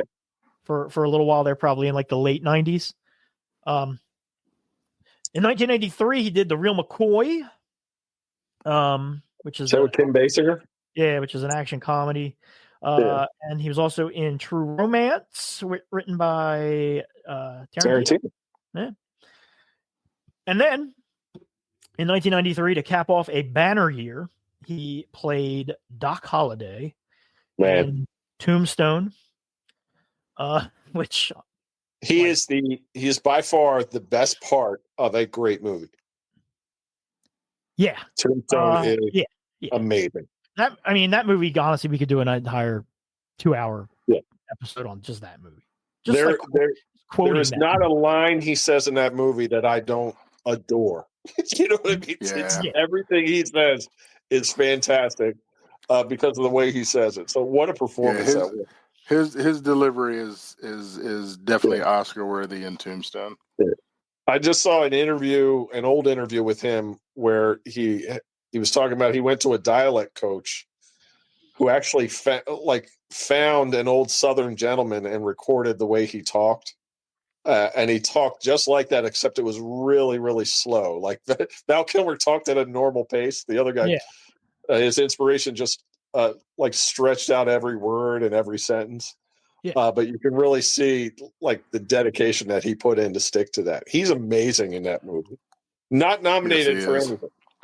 Yeah, nope. Well, we'll talk about that in a second. But not only is he amazing acting wise in that movie, but just how he looks. Yeah, he looks really sick. And he looks ready to die at any moment, because he is. But I mean, just fucking incredible. Like he plays drunk, great. Yeah, just you know what I mean. He plays intimidating, great. His eyes are glassy and bloodshot. Something he's sweaty. Yeah, and he's just even at the end when he's confronting Ringo, and being badass, he's still coughing. It's still struggling. You know what I mean? He's amazing. I can't think of an actor who like threw themselves in a role that much other than like Heath Ledger as the Joker would be the next. Yeah, it's like Daniel Day-Lewis level dedication. Yeah, it's like on par with that. It's just fucking crazy how good he is in it. I saw a thing. I don't know if I agree with it. I saw a thing a couple days ago that it was like if you took him as Doc Holliday out of Tombstone and replaced him with anybody else playing Doc Holliday, Tombstone is just an average movie. I don't know if I necessarily agree with that because Tombstone's pretty fucking great. Yeah, it's not as good. It's nowhere near as good though. It's still got Kurt Russell in it, so it's good. Yeah. And Sam Elliott, and Michael Bill Biehn, Paxton, God rest his soul too. And Billy Bob Thornton, Powers Booth, Billy Zane, Michael Rooker. Yeah. I mean, dude, Yondu's in it, man. Yondu. Exactly. The guy who plays Ike. One of the guys from Jason. Oh, yeah, Priestley. Stephen He was, Lang. Yeah, Stephen Lang. Yeah. Yeah. Dude, unrecognizable as Ike. Honestly. Yeah. Like, just How he didn't get typecast. You know what I mean? From that role, because it's such a distinctive performance. Stephen Lang's another one too. Like you hear him talk in an interview, and he doesn't sound anything like Ike. Yeah. You know what I mean? So Yeah. he did a really good job too. Everybody in that movie just does an incredible job. He says "law dog" like 5 times in a minute. Yeah. That's real good, law dog. Law just don't go right here. He goes, "Yeah, I got it the first time." Well, Ike, whatever do you mean? That might be my favorite movie. It's not my favorite line in the whole movie. Yeah. Why? Whatever do you mean? Maybe poker's just not your game. I know. So good. Let's have a spelling contest. When he's so falling out of so the chair and he's like, I'm right as the mail. Yeah. Everything he says is great. For his death scene in that movie, Mm-hmm. he had the someone stagehands, whatever you call them, the crew, fill the bed with ice cubes. I read that. Cover it with a blanket, and then he got in it. So then he would look even more close to death than he looked throughout the rest of the fucking movie. He's so good in that scene too. You know what I mean? He's just great in every scene. Yeah, when he says, "I don't want to play anymore," you know what I mean? Like you're like, "Oh shit, he really is dying." Yeah, he's all petulant. Yeah. Oh God. So you know, it's funny because so good. Tombstone or Wyatt Earp came out right around the same time as Tombstone. They were actually like in competition to see what should come out first. And from a realism What was the standpoint, second movie again? Wyatt Earp with Kevin Costner. Thank you. From a realism standpoint, I do prefer Wyatt Earp. From a I just want to have fun and watch a movie standpoint, Tombstone wins hands down. But and Wyatt Earp is a real Western. Yeah. Tombstone is a popcorn movie. Yeah. But Dennis Quaid plays Doc Holliday in Wyatt Earp. He's good. He's fucking great. Yeah. He's just not as nearly as good as Kilmer. Yeah. He's not as much of a character, but he's really, really good. Yeah, really good. So he threw himself into that role as well. Michael Bain said, people ask me what it's like to work with Val Kilmer. I don't know. Never met him, never shook his hand. I know Doc Holliday, but I don't know him. That's awesome. That's pretty funny. Also, here's a fun fact. Some people claim when he's saying huckleberry, he actually means to say hucklebearer, which is a term from that time for someone who carries a casket, like a pallbearer. So it's in the script as huckleberry, and he does say huckleberry, but people wonder if he's that's a goof. If he's just he's purposely misspeaking. You know what I mean? So, and then one of you guys or both of you guys said he should have won an Oscar. The winner that year, I mean, this is a good list. So he was up again. He wasn't even nominated. That's more, I think, than anything is crazy. He wasn't even nominated. That's a travesty. Yeah, because here's who was nominated: Pete Postlethwaite for In the Name of the Father. He's great in that, by the way. John Malkovich for In the Line of Fire. I would say he's great in that. But honestly, if I was going to take, Ralph Fiennes for Schindler's List. Yeah. Leonardo DiCaprio for What's Eating Gilbert Grape. Yeah. And Tommy Lee Jones for The Fugitive. Yeah. If I was going to replace Tommy Lee Jones won that. Tommy Lee Jones won. If I was going to take anybody out and replace with Val Kilmer, it'd probably be John Malkovich. It'd be Malkovich for playing John Malkovich. Yeah. Leonardo DiCaprio is another one, though, that I think could go. But, honestly, you forget. No, that's a great one. For What's Eating Gilbert Grape, he's great in that. Yeah. I mean, I would definitely take Malkovich out if I was going to. Yeah. Playing a mentally challenged kid in that, isn't he? Yeah. Yeah. And Tommy Lee Jones's performance is fantastic in The Fugitive. That's what I mean. If you watch The Fugitive, you forget how good he is in it until you watch it. Yeah. And then you're like, oh my God, he is really, But that said, He is that good. he's playing Tommy Lee Jones. You know what I mean? He was playing Tommy Lee Jones before we knew he was playing Tommy Lee Jones.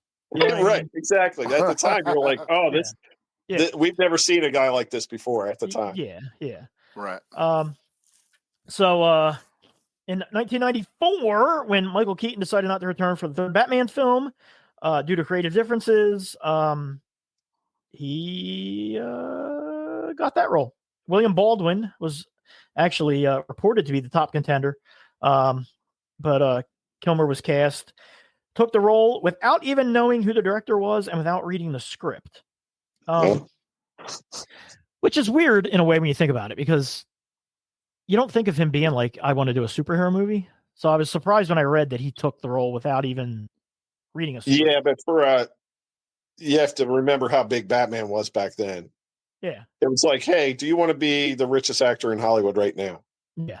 And I wish Dutch was here for this, because I know he loves this movie and he loves Kilmer's portrayal of Batman. Yeah. And he's a good Batman, and he's a really good Bruce Wayne. Yeah. And it feels like a lot of that movie was left on the cutting room floor. You know what I mean? I feel like there's a better movie. There's definitely a better movie there. There's probably a better cut of that movie.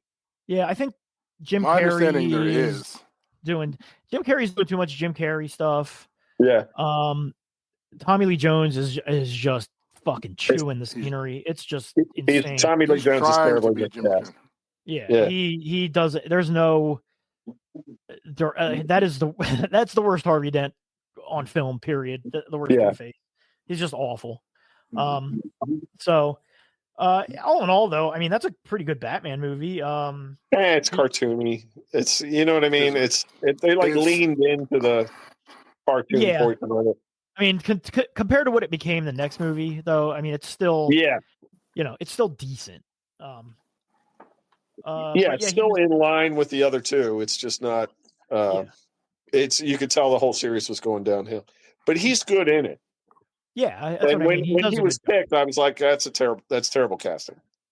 No, I think he does a good job. Well, that's what I'm saying. Like it was kind of thing where I'm like, that's not who I picture when I think of the character. But I was surprised at how good he did in that role. Yeah, his suit is also terrible. And then he decided not to return to the sequel, which was a good thing, because he felt that Batman was being marginalized in favor of the villains in the movies, and he was definitely right. Christian Bale said the same thing. Yeah, he said Batman is the boring one in those movies. Yeah, I mean that's true. The villains are, but I think that's true. I think that's true unless you play Batman like the psycho that he is. You know what I mean? Yeah. If you make him out to be the psycho, and I thought Christian Bale did a pretty decent job of that. In 1996, he starred alongside Marlon Brando in you want to talk about insane? The Island of Dr. Moreau. Insane Island of Dr. Moreau movie. Which, if you've never seen it, it's worth. Honestly, you're probably better off going on YouTube and finding a documentary or something on it, because that movie is fucking bonkers. Well, it was a train wreck to film. Yeah, the story of that movie is so crazy. There's a documentary about the movie.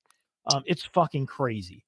I remember the original, and I remember watching the original as a kid and being slightly terrified of what that was. This movie is fucking insane. I never saw it.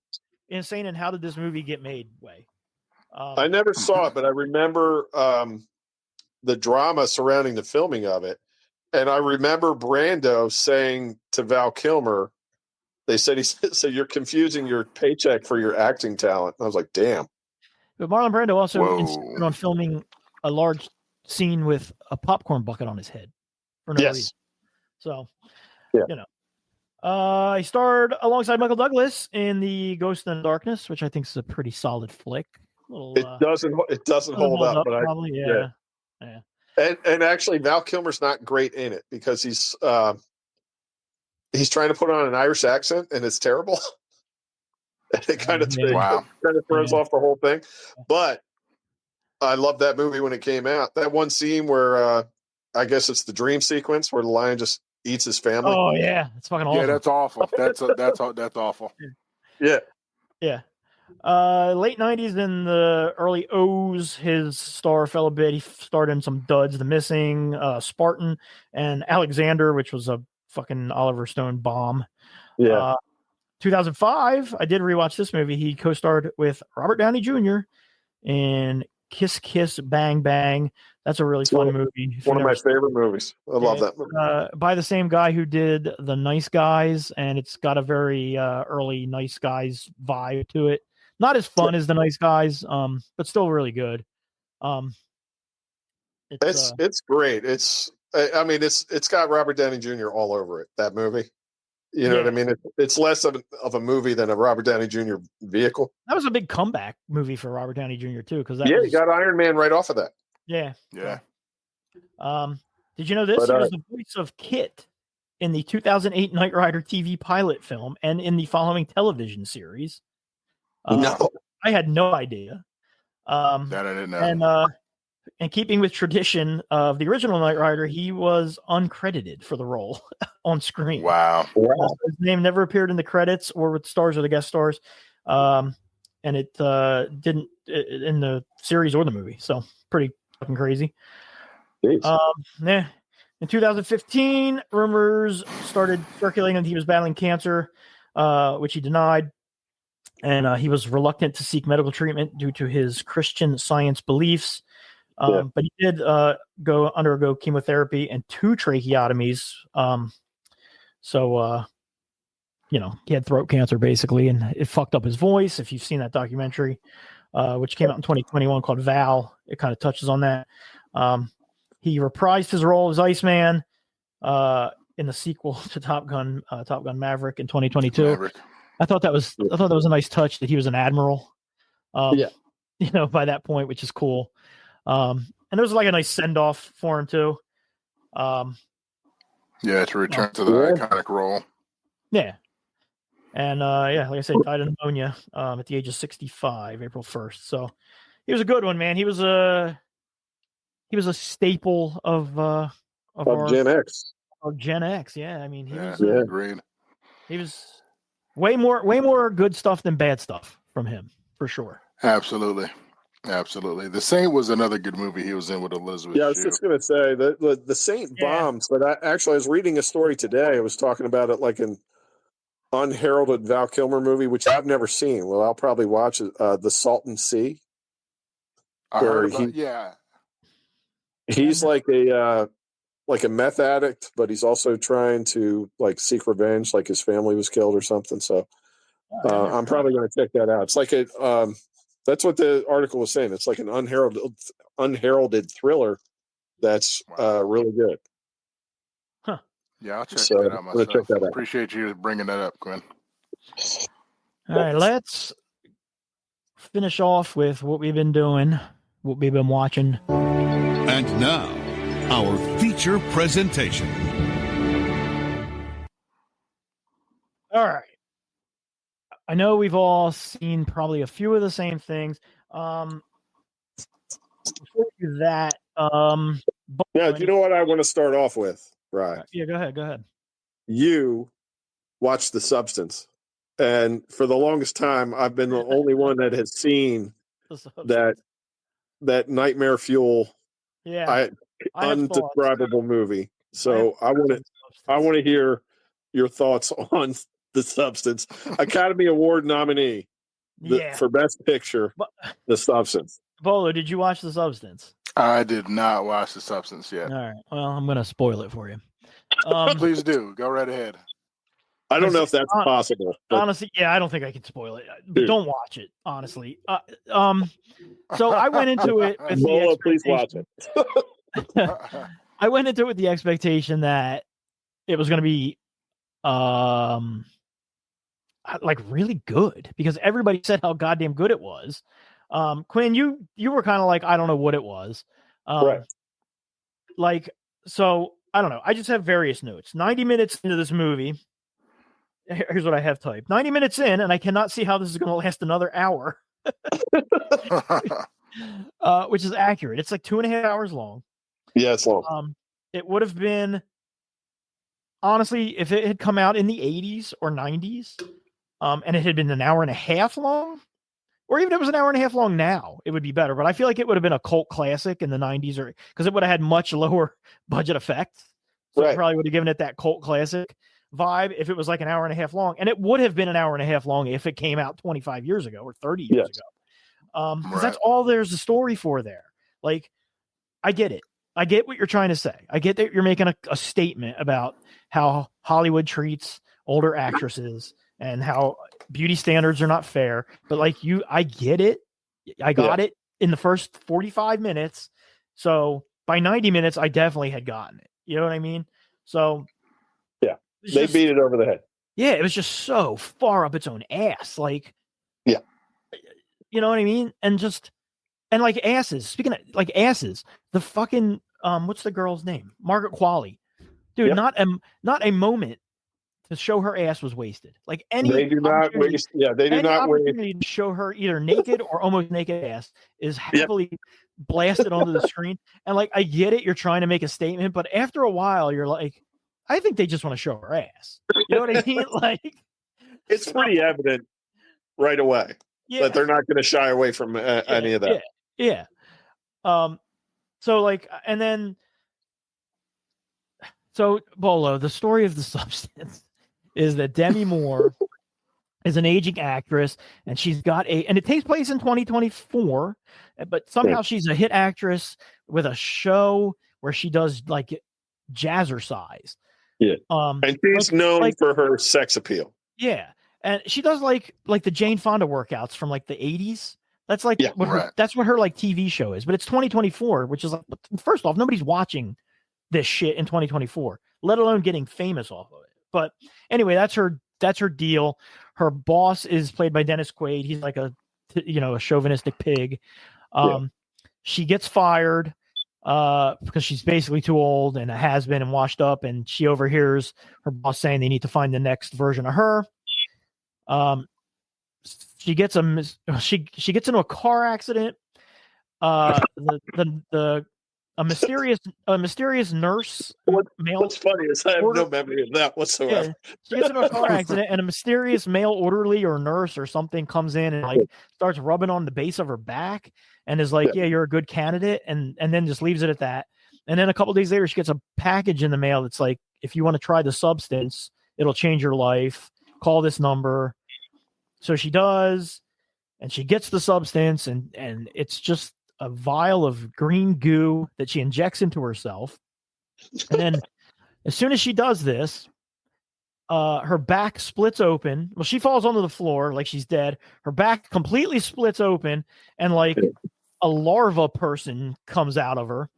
And then within a little while, the larva person is a full-grown Margaret Qualley, who then has 7 days to do what she wants, live her life. But then after the 7 days, she has to go through this series of, she has to attach a feeding tube to Demi Moore and this, that, and the other. And then after the 7 days, she needs to go into a coma, and Demi Moore gets to live for 7 days. And that's the gist of the story. But Margaret Qualley is it is Demi Moore. You know what I mean? Demi Moore's character. It's a younger, better version. It's her best self. Yeah, but it's really not Demi Moore. Like, she doesn't share memories with Demi Moore. Like, it's just another person that comes out of Demi Moore. They keep saying, "Remember, it's you." Yeah, both versions are you. Yeah. And so, go ahead. It's so. There's a whole process of keeping themselves alive. Like, she has to inject herself with spinal fluid from Demi Moore, and it's like a whole thing. But they have to switch back and forth. They have to switch back in order to survive. Both of them.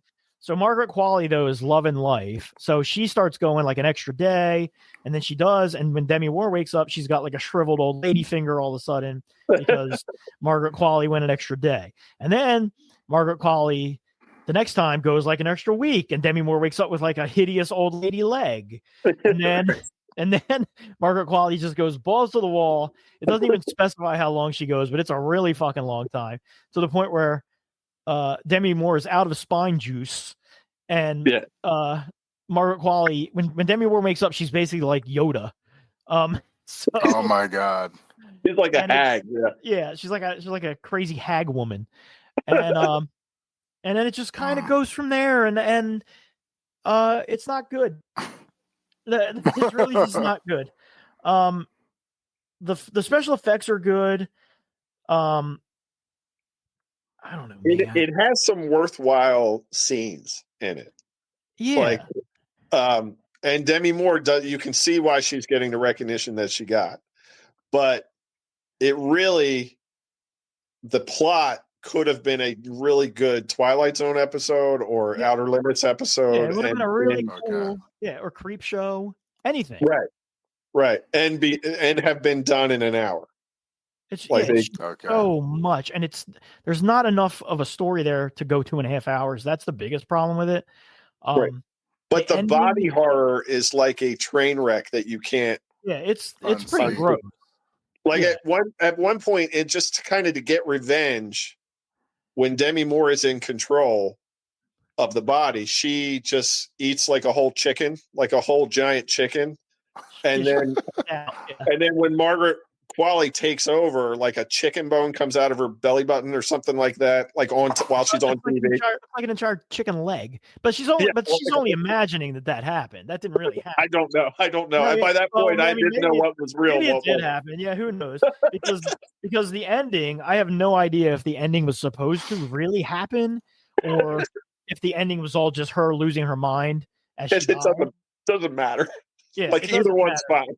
Yeah, the ending is one of the most over the top 5-minute sequences you'll ever see in your entire life. It's fucking ridiculous. Like she's spraying blood all over. Like it's fucking crazy.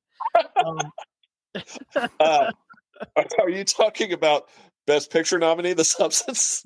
Yeah, that's what I'm talking about. Wow. So like, there's just so much stuff that's not explained. Like, how does the clone that comes out of Demi Moore's back know how to do anything? How does she know? Like, It's her. It's Demi Moore. It's her inner self. There's no instructions though. How does she know that she needs to inject herself with spine juice? Man, you're already thinking too much about the substance. Yeah, I mean, But- Can you see how? Remember, I saw this months ago, and I'm trying to explain to you guys. I think I need you to see The Substance. It's not a recommendation. It's not a recommendation, but I need something. You clearly said that. Yeah. So yeah, I don't know, man. Like honestly, to me, if you want a good horror movie with body horror and with a story about like science being out of control, or like humans being arrogant or like hubris, with an actual like really good emotional ending, just watch Jeff Goldblum's version of The Fly. Yeah, because that's that's a million times better. A million times better. I think you made a good point though. Like the hype and the critical praise this got really put it in a different category than it belongs. Like if this was a cult film that was on the USA Network or something, I think it would play so much better. Yeah, that's what I mean. You know what I mean? You would think that they're in on the joke. Yeah, you would have thought from the hype that this reinvented like horror movies, and it's just it's bizarre. Yeah, I give it 4 Van Helsings out of 10. You can see how Hollywood would like it for that message, like because they're obsessed with image and everything like that. Yeah. But for the rest of America, what are you showing me? Yeah, like why is there a chicken leg coming out of her stomach? And here's a fun fact about The Substance. Dennis Quaid, who, like I said, is in this movie, dated Margaret Qualley's mom, Annie McDowell. From 1999 to 2000, which adds another layer of how gross it is that he drools all over her in this movie. So, was she born after 2000? I don't know how old she is. I don't know. Is she? Maybe right around 2000 is. I mean, how old's Margaret? It's 25, 26, maybe. I don't know. I saw a thing just recently about Once Upon a Time in Hollywood, and Margaret Qualley plays one of the Manson family. Yeah. All the other people in the Manson family that are in that movie are famous now. It's like Sydney Sweeney and Austin Butler, like all of them. Yeah, Dakota Fanning's one of them, I think, or one of the Fannings. The other one is, and I don't remember her name. It's like Mickey Michaels or something like that. Oh yeah, but she won an Oscar, didn't she? She just won the Oscar, right, for Honora. Yeah. Wow. But she's the one that gets the can thrown in her face. Yeah. Oh my God. And the end of that movie. Woo, that's another one. That's another movie with an ending that's just like, holy shit. But What am I Austin Butler watching? is Tex. Yeah, he he's gets like, stuck like a dog. He's like, I'm the devil, and he's like, nah, I was dumber than that. It was. Yeah. It's just like, shoot him, Tex, and he goes, Tex. That was it, Tex. Yeah. I love Brad Pitt in that movie. I like that movie. All right. So so here we go. So you said how that was an overhyped horror movie. Here's a horror movie that came out to not a lot of critical acclaim, but is fucking great. The Monkey, which me and Quinn watched last week. Yeah. Quinn. Yeah. What do you? Go ahead. Tell all right. about the Monkey. So the Monkey. Now I'll tell you, I loved the first half of this movie. I thought the second half kind of drug on and died a little bit. But the nice thing about it is it's only 90 minutes long. Yeah, it's based on like a Stephen King story, right? Short story. Short story. Yeah. About a toy monkey that causes death wherever it goes.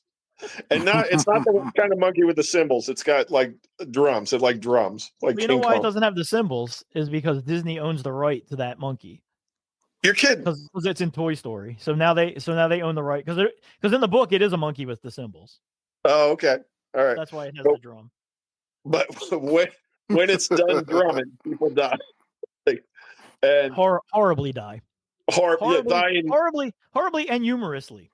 Yeah, zany, kooky ways. And the first half of the movie is really played for humor. There's these twin boys, and the kid actor who plays them both does just a fantastic job, because we didn't even recognize that they were twins, that it was the same kid, until their part was kind of through. You know what I mean? Because one's like a dork and the other one's just an absolute dick, like in the 90s. just he's like he'd be a bad guy in the Mighty Ducks. He's like that kind of a dick. Yeah. And in the 90s, and it's got some stars in it. Like Adam Scott has a cameo in the beginning. The mom is the girl that plays She-Hulk that was on Black Mirror. Yeah. The uncle, remember the creepy uncle? Yeah. That we were laughing at is that's the director. That's Osgood Perkins. Okay, I didn't know that. Yeah, it was Anthony Perkins' kid, by the way. Anthony Perkins. Yeah, I remember that when that movie was when the movie was coming out from the preview. So, but it's shot in a very, very funny way. There's like hard cuts that will make you laugh. A hard cut. There's one hard cut that's fucking comical. Exactly. Where the monkey just like stops drumming, the kids are like, "Oh shit!" and then it hard cuts to somebody's funeral. So they don't even show you what happened. No, well, they do show you. Later, but yeah. But it has this really kind of humorous, whimsical tone, and the dude that plays the guy as a grown up. Brian, you said he's in some show. He's in The Gentleman. He's on the Gentleman streaming show.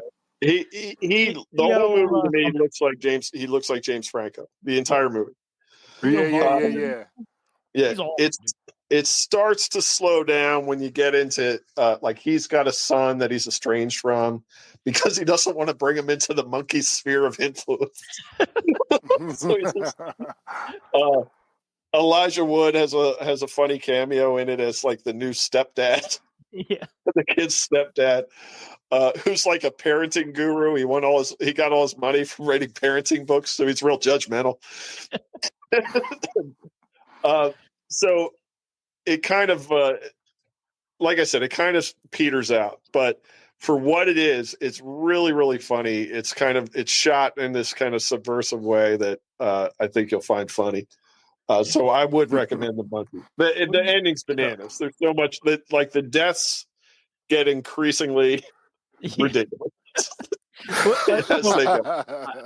I gave The Substance 4 out of 10. What do you give The Monkey? I would give The Monkey probably 5.5 out of 10, maybe 6. But just to give you some idea, like he shows up at the factory at the end where he's going to go, and there's a beehive or a hornet's nest hanging from the tree branch, and you know immediately what's going to happen. Yeah. You know, you're Yeah, like, it makes no qualms about being like, oh, look, there's a bee's nest up there.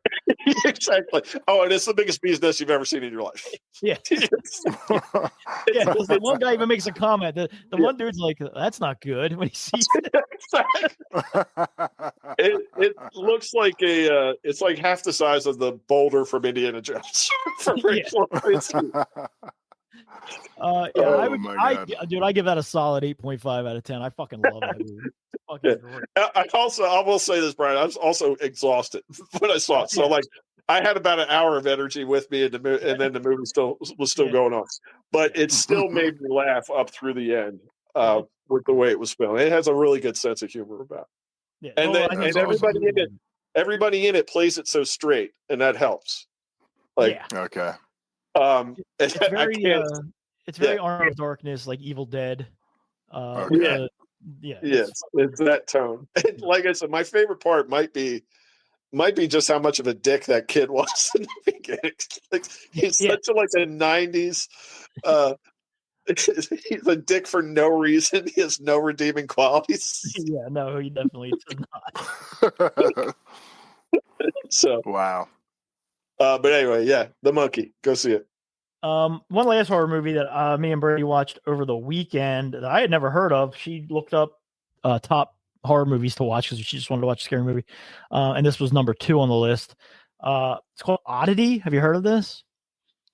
I think I might have seen it advertised. It's very new. I think it came out right at the end of last year.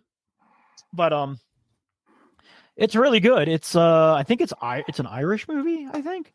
But it's about it's good. I'll just leave it at that. I would recommend watching it. It's very good. It's well done. It's got some cool scares. I liked it. I would give that probably a 7 out of 10. All right, so and I guess I'll do a real quick Minecraft since I did see it. Minecraft, boy. The first 5.5, 10 minutes of that movie, I was like, this is the worst fucking thing I've ever seen in my life. Like, it just does this thing. It starts and Jack Black is narrating and he's just like rapid fire narrating like all these big like points that are like, why aren't you just showing me this? Why are you telling me all these things that are happening? Right. And then it makes sense because it needs to just get him into the Minecraft world so that it can then get to the movie. So once the movie gets going, it's pretty funny. There's some fun stuff in it. Would I go see it again? No, but I mean, it was fine. It's like a 5. Is there anybody in it besides Jack Black? Yeah, Jason Momoa is in it. Right. Jennifer Coolidge is in it, and for no reason, I can't stand her. Like they could have cut her entire part out of the movie to no detriment. It would actually improve the movie. There is no point in any of her scenes. I'm not a fan of Momoa either. I think he's a terrible actor. He's not great, and he's playing an 80s washed up has-been, metalhead guy. Listens to fucking Skid Row and all that shit. So, he's fine in it for what he is. Jack Black's always funny, so he's fine. The main 2 kids are good.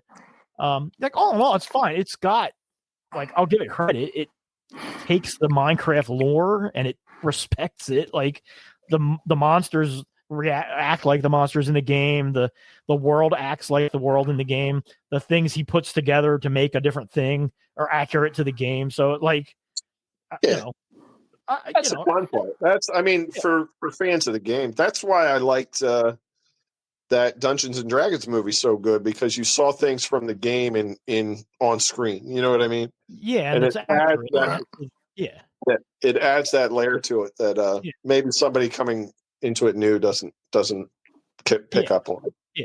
So I took Josie to see it, and she's fidgeting and she's putting her chair up, putting her chair back down, and humming at parts. I'm like, and I guess just because the kids don't know how to watch movies, but I don't know, because I was like, she's hating this. So we go out, and I'm like, I was like, so what did you think? She's like, I liked it. And I was like, well, what would you give it out of 10?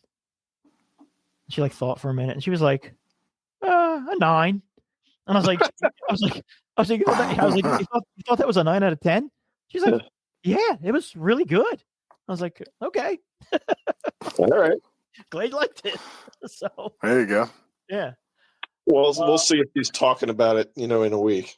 Yeah. She really liked it. Yeah, no, she'll probably never speak of it again. Yeah. Like she loves Wicked. You know what I mean? Like she still sings the songs for Wicked and all that. It's not nowhere near. I have not yet seen that, by the way. We watched it a couple of weeks ago, and honestly, I'm not a musical guy, but I didn't hate it. Yeah. It was fine. I mean, Best Picture nominee, The Wicked. Yeah, it was definitely better than The Substance. I'll tell you that. All right, let's touch on some of the stuff that we have previously discussed. Let's Reacher first of all. So Reacher, if you haven't seen Reacher yet, sorry, we're going to spoil it. Reacher, the basic gist of this season is Reacher goes undercover. He's going to bust up a gun running operation run by a guy that he previously shot in the head for killing his protege. The guy may or may not have amnesia. It's never really clear. He teams up with two DEA agents who are trying to save their informant. They're trying to save the informant because one of which with a ridiculously strong Boston accent. Yeah. The informant that they're trying to save due to their own fucking incompetence, but that's never really touched on in the show. But it's obviously like they really fucked up. He also takes time out of his mission to impart wisdom to a one-eared rich kid. So that's the basic gist of the season. And he has to fight a monster, and he fights a giant version of himself, basically. Yes, and also Neely, and Neely's also there at the end. Right. And speaking of Neely, the most unrealistic part of the entire show, by far, was in the last episode where Neely needs a disguise, and she decides to disguise herself as one of the caterers who are all wearing white shirts. So the giant overweight DEA agent guy's like, here's my shirt. And then the next scene, the shirt fits her like a fucking glove. No, it didn't. It was all baggy. It was baggy, but it still should have been bigger. It should have been down to her knees. It was functional in a way that it would not have been. Yeah, no way should that shirt have fit her. So what do you guys think? He's got the body shape of like Danny Aiello. Yeah, and she's like a tall athlete. Yeah, exactly. Exactly. Yeah. So what did you think of? What did you think of the show? I mean, I thought it was fantastic. I thought it was an improvement upon season. It was better than season 2. I think season 1 was kind of low key, and then season 2 kind of opened up a bit more. And then this one, he tightened it up. He tightened a lot of stuff up, stuff that the improved upon from season 1 and 2. I agree. I think it was a little drawn out this season. Like they could have ended 2 episodes earlier than it did. Probably, yeah. To me, but the show is everything we wanted to see. It's just what we wanted. You know what I mean? Yeah. Wrapped up in a nice bow, probably too nice a bow.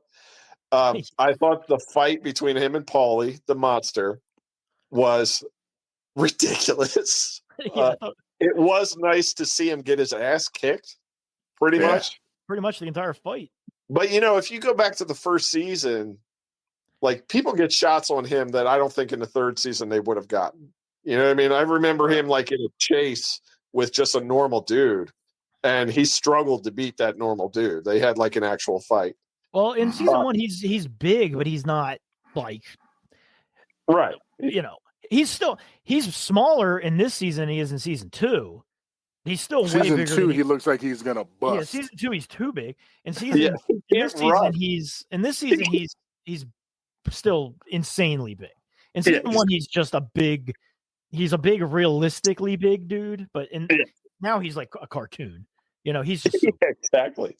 But season 2, I thought he was gonna bust. Yeah, it was nice to see him get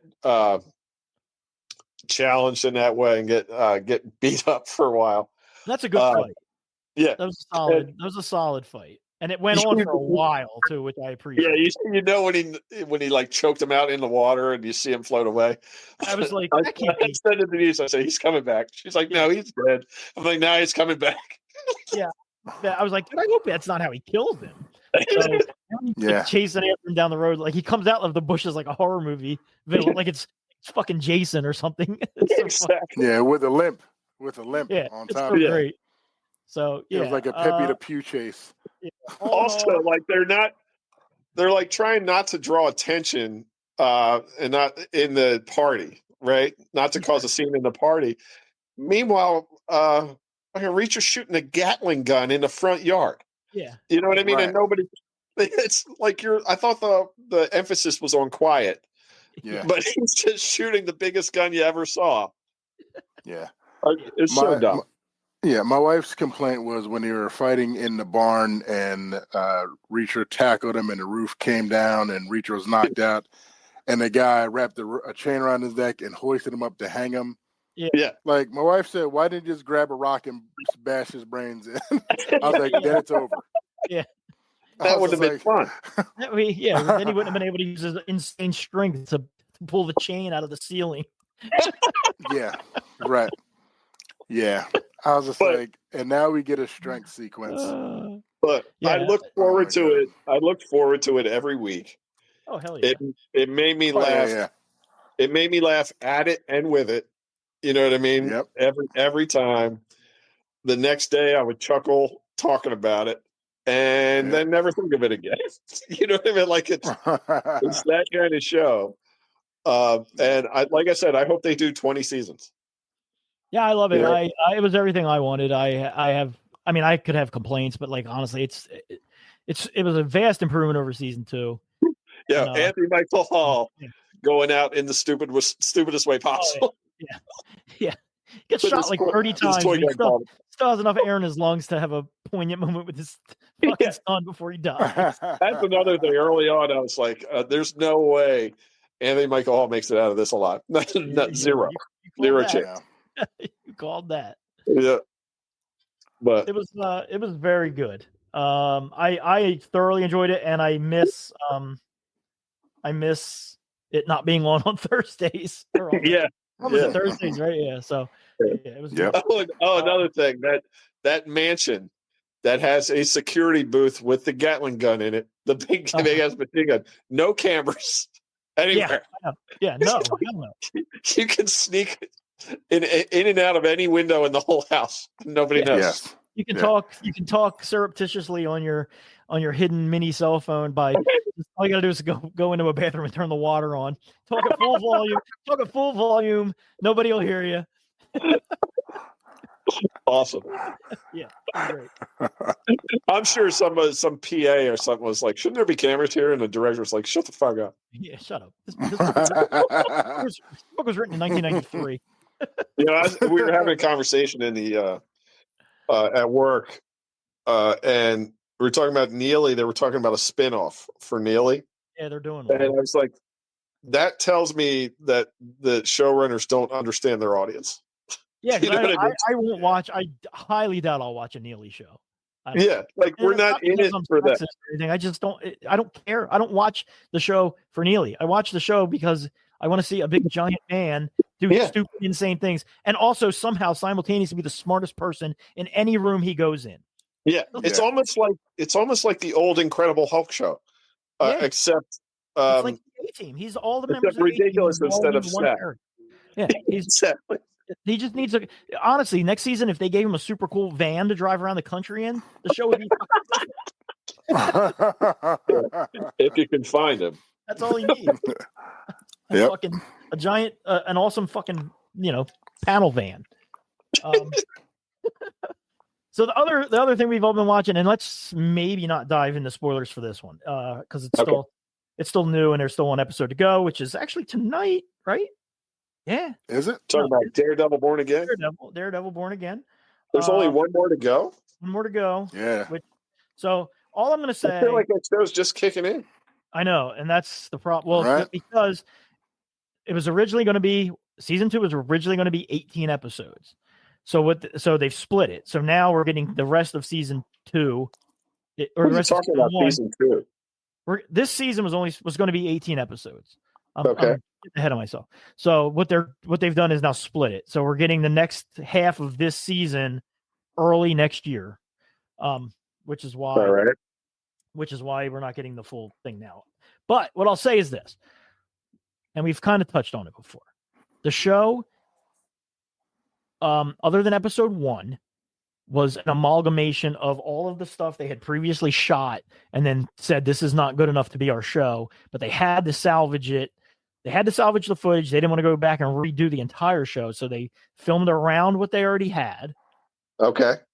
Episode 8, which is the last episode we just saw, is the first brand new episode by the actual people that are now running the show going forward, which is why, in my opinion, episode 8 was by far the best episode of the show. And the show's not bad, but I felt like episode 8 felt like just an entirely different show.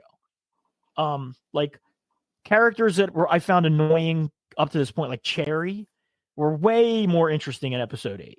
Way more like fleshed out. Like all the dumb threads ended, and I guess I won't get into too many spoilers, but like, fuck it. Yeah, I don't know. Without getting into spoilers, it's hard to really say, but like a lot of the stuff that I wasn't happy with, they were like, okay, that plot point's over. That plot point's over. Like, so I'm really glad that it just seems like it's going to be better. And now I'm bummed that there's only one left because I'm like, I really like where this is going now. I didn't know. I didn't know there was only one left. Yeah. We didn't talk about the little MCU connections either, like Ms. Marvel's dad being in the one episode. It's pretty solid. That was cool. Yeah, I like that. That episode was weird though, because it was. I liked it. I think that one's my favorite so far. I liked it too. I think you said it well. You said it was like a one-off Daredevil comic. It was like, it would have been like finding, getting a comic that really has no overarching story into any of the other things that are going on. It's just he happens to be here at the wrong place, at the wrong time type of story. Yeah, I like that. So, but also a character I really liked from the Hawkeye show, the Swordsman. Yeah, I'm really glad he's in it. Who I did not expect to see again. Yeah, I like him a lot. Yeah. Really, really surprising, and that's the way to do it. You know what I mean? Those connections like that don't bring too much attention to it. Yeah, just little one-off. I watched every episode up until 6 and 7 and 8 twice because Brandy wanted to watch it, so I caught it up with her. And in episode 1, there's a billboard for Rogers the Musical hanging up in the yeah, which I missed the first time around. And also the episode where he's defending the dude who stole the fiddle faddle or whatever the hell he stole. Yeah. The dude, when the guy asked him, could it have been a scroll? I thought that I did catch that one. Yeah, was pretty funny too. And they're like, no. Yeah, he's like, no, it's not a scroll. So I thought that was cool. I do really like how they're both Kingpin and Daredevil are struggling against their own nature. I really like that. Yeah, and I love how much in the last episode how Matt has gone completely over the edge. Like he's just like straight up like in full on meltdown mode, which is fucking awesome to see too. But I also liked, and I don't really think this is a spoiler though, when he's talking to Bullseye, and Bullseye says, aren't you going to defend your worst enemy? Isn't that what a good man does? Yeah. Like he tells him that. Yeah. Which I thought that whole episode was really well done. Yeah. It was a noticeable difference in the way the story was told, in the way it was filmed. It looked nicer, I felt like. Yeah. I don't know. I just felt like all in all, it was just, I felt like it had been like spinning its wheels a little bit with things. And then it felt like that episode, it was like, here we go. And then it felt like the Muse character was more of a distraction than anything, away from the main plot. So, So I get it. I think that whole thing probably could have been done in one episode. That whole Muse arc could have been done in one episode. Probably, it could have been eliminated. I mean, Right. really, Well, it serves the purpose with his girlfriend and like the thing is, it had to do the last episode had to do things that I felt like could have been explained in the previous episodes. Like he puts that task force together. Yeah. You know what I mean? And then in the last episode that we just watched, they're talking about how the whole city loves the task force and what the task force is being done and yada, yada, yada. And we've literally not seen the task force do a single thing. You know what I mean? Like the task force could have been an ongoing thing for like 3 or 4 episodes prior to that if they didn't have to use the footage that they'd already shot. That's what I mean. I feel like I think season 2 or season 1.5 or whatever the fuck they're going to call it is probably going to be really good based off of what happened in this last episode, and hopefully the episode tonight. Yeah. So that you know what I low key loved is when he's talking to his girlfriend at the party, and she's like, "You're not even listening to me." He's like, "I'm totally listening." And then he turns his head, like obviously not listening to her. Yeah, that's great. Yeah, that's great. That episode was just really, really good. It was just so much, and I'm saying how good it was. Like their other episodes were bad and they're not. It's just that this episode was so good. Yeah, I really liked it. I liked the whole dynamic with the police commissioner that is kind of powerless. He was fleshed out more in this episode than he was in all the episodes combined. The girl who's doing the BB report is way more interesting in that episode. And they got rid of the stupid BB report stuff anyway, which I hated all that stuff. I'm glad I didn't mind that. I like that she's the niece of yeah, I love that. And they finally addressed it in the in the show. I like that. I like that. I'm not gonna lie, I hate the Gandolfini kid. And now sorry. What was that? I hit the wrong button. You don't like the Gandolfini character? I like him. No, he bothers me so much. I don't like the way he talks. He's just a smarmy little prick. Yeah. Yeah. It's every time he's on screen, I'm like, ugh, move to something else. I hate this kid. I think that's why you're supposed to feel that. Yeah. I think he's going to end up regretting his unwavering support of Wilson Fisk at some point, but we'll see. I don't. He's too smarmy. And he's just like a worthless character at this point. All right, last thing I know we've all watched, and I really don't want to get into spoilers on this, but we can all just give our thoughts real quick. The first episode of season 2 of The Last of Us dropped Sunday. Yep. Bolo, did you see it? I did see it. I thoroughly enjoyed it, and it's so good. I mean, playing the video games, and thank you for saying play both video games, which I did. And it's those games are probably just the best games I've ever played. Well, let's not get into spoilers about the video games. I'm just saying. I would rank them up there as they're incredible games. Top 10. I've never played them, so I'm watching the show cold because I've never played those games. Yeah, well, I mean, if you want to, you might as well just. The show is so good. That episode was really good. I was telling Quinn prior, because Quinn's never played the games. I was telling him before we jumped on here that the dance, the New Year's Eve dance is just shot for shot. It's amazing. Dialogue wise and framing wise is exactly like the video game. Yeah. I'm watching it unfold, and I'm like, I feel like I have a controller in my hand. That's how good it is. Yeah, it's because I feel crazy. like I'm playing it. Yeah, it's that good. And they've made changes to the from the game that are some people don't like. Video game players aren't happy with. I understand why they did it, and we're not going to get into any of that right now. I will say that No, I'll just say in the game. The character of Abby and her friends that were introduced to at the beginning of episode 1, a lot of the dialogue and stuff that would come later. It works in a game, and it would not work on a TV show. And when things start to happen in the show, down the road, we'll discuss why I think that, and you'll probably all agree with me. because it's different when you're playing a game and you're spending 20 hours with a character in gameplay, but in a TV, it's different in a TV show. You have to kind of streamline certain things. And yes, the next episode coming up, I think it is going to be just fucking unbelievable. So yeah, if it's either that, it's either 2 or 3. Quinn, do your absolute best. Anybody who's not played the game, do your absolute best. Do not get spoiled. Do not get spoiled. You will regret it so bad if you get spoiled. I don't have a lot of the Last of Us stuff doesn't really come up in my feeds or anything. Yeah, I'm doing this podcast into my phone, so I'm sure that'll change.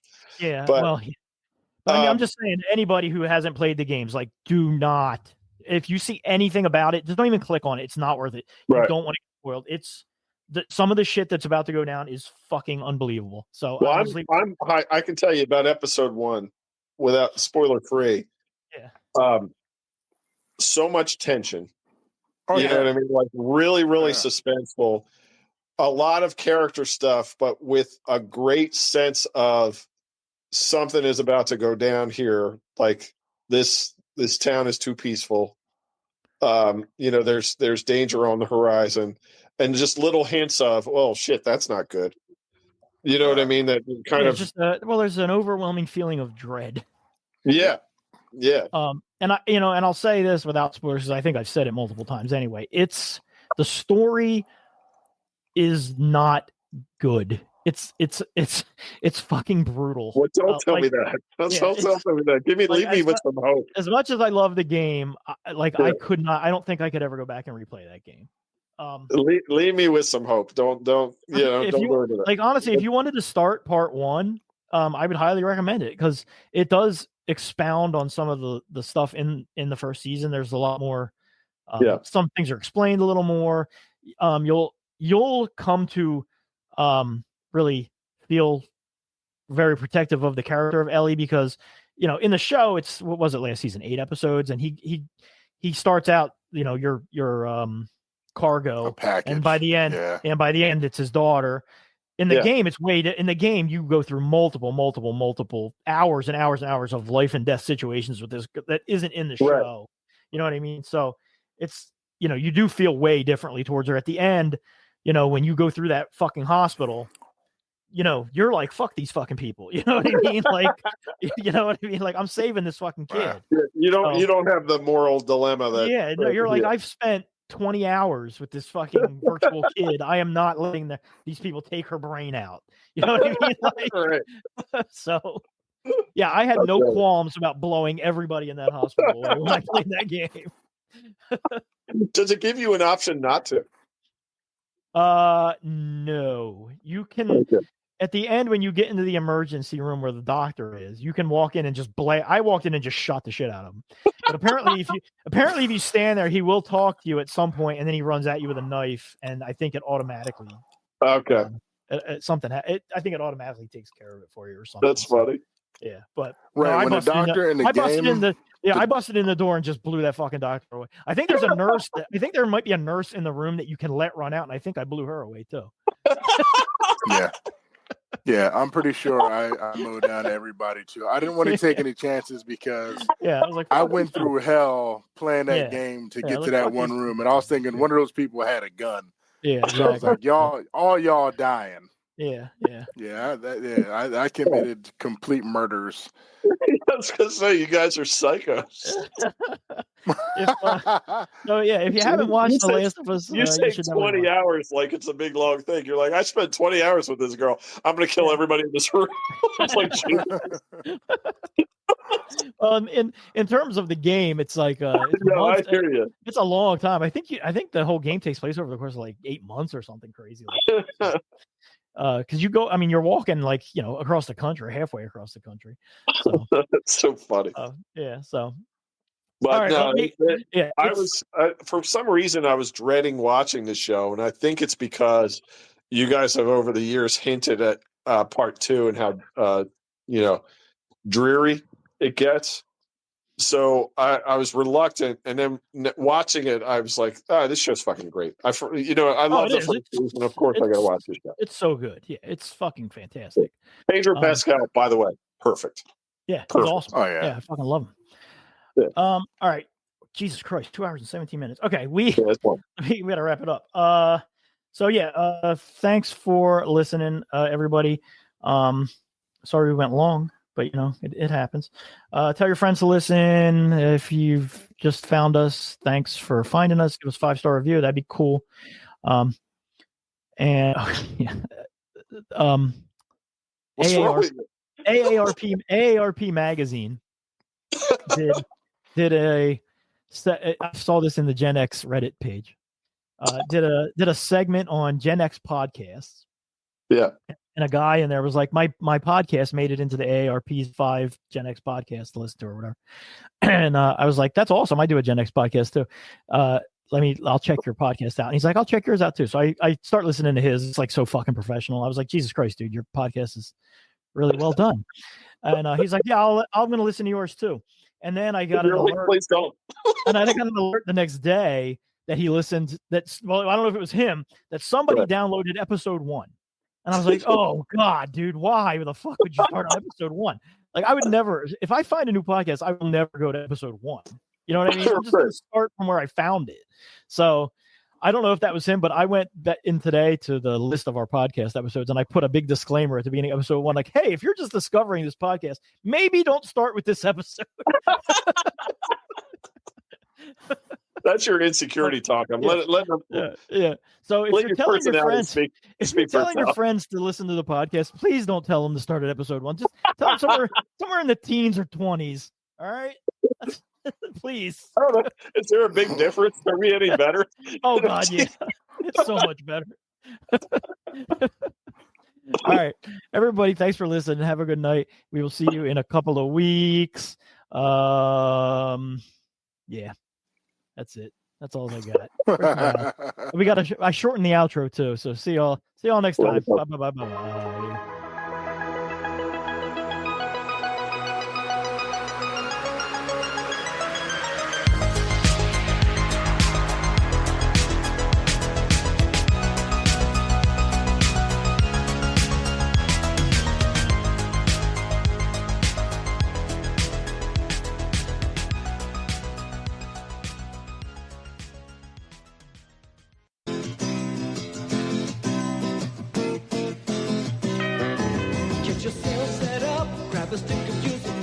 The taste is gonna move ya. Take a sniff, pull it out. The taste is gonna move you when you pop it in your mouth. Juicy fruit is gonna move ya. It chews so soft, it gets right to ya. Juicy fruit, the taste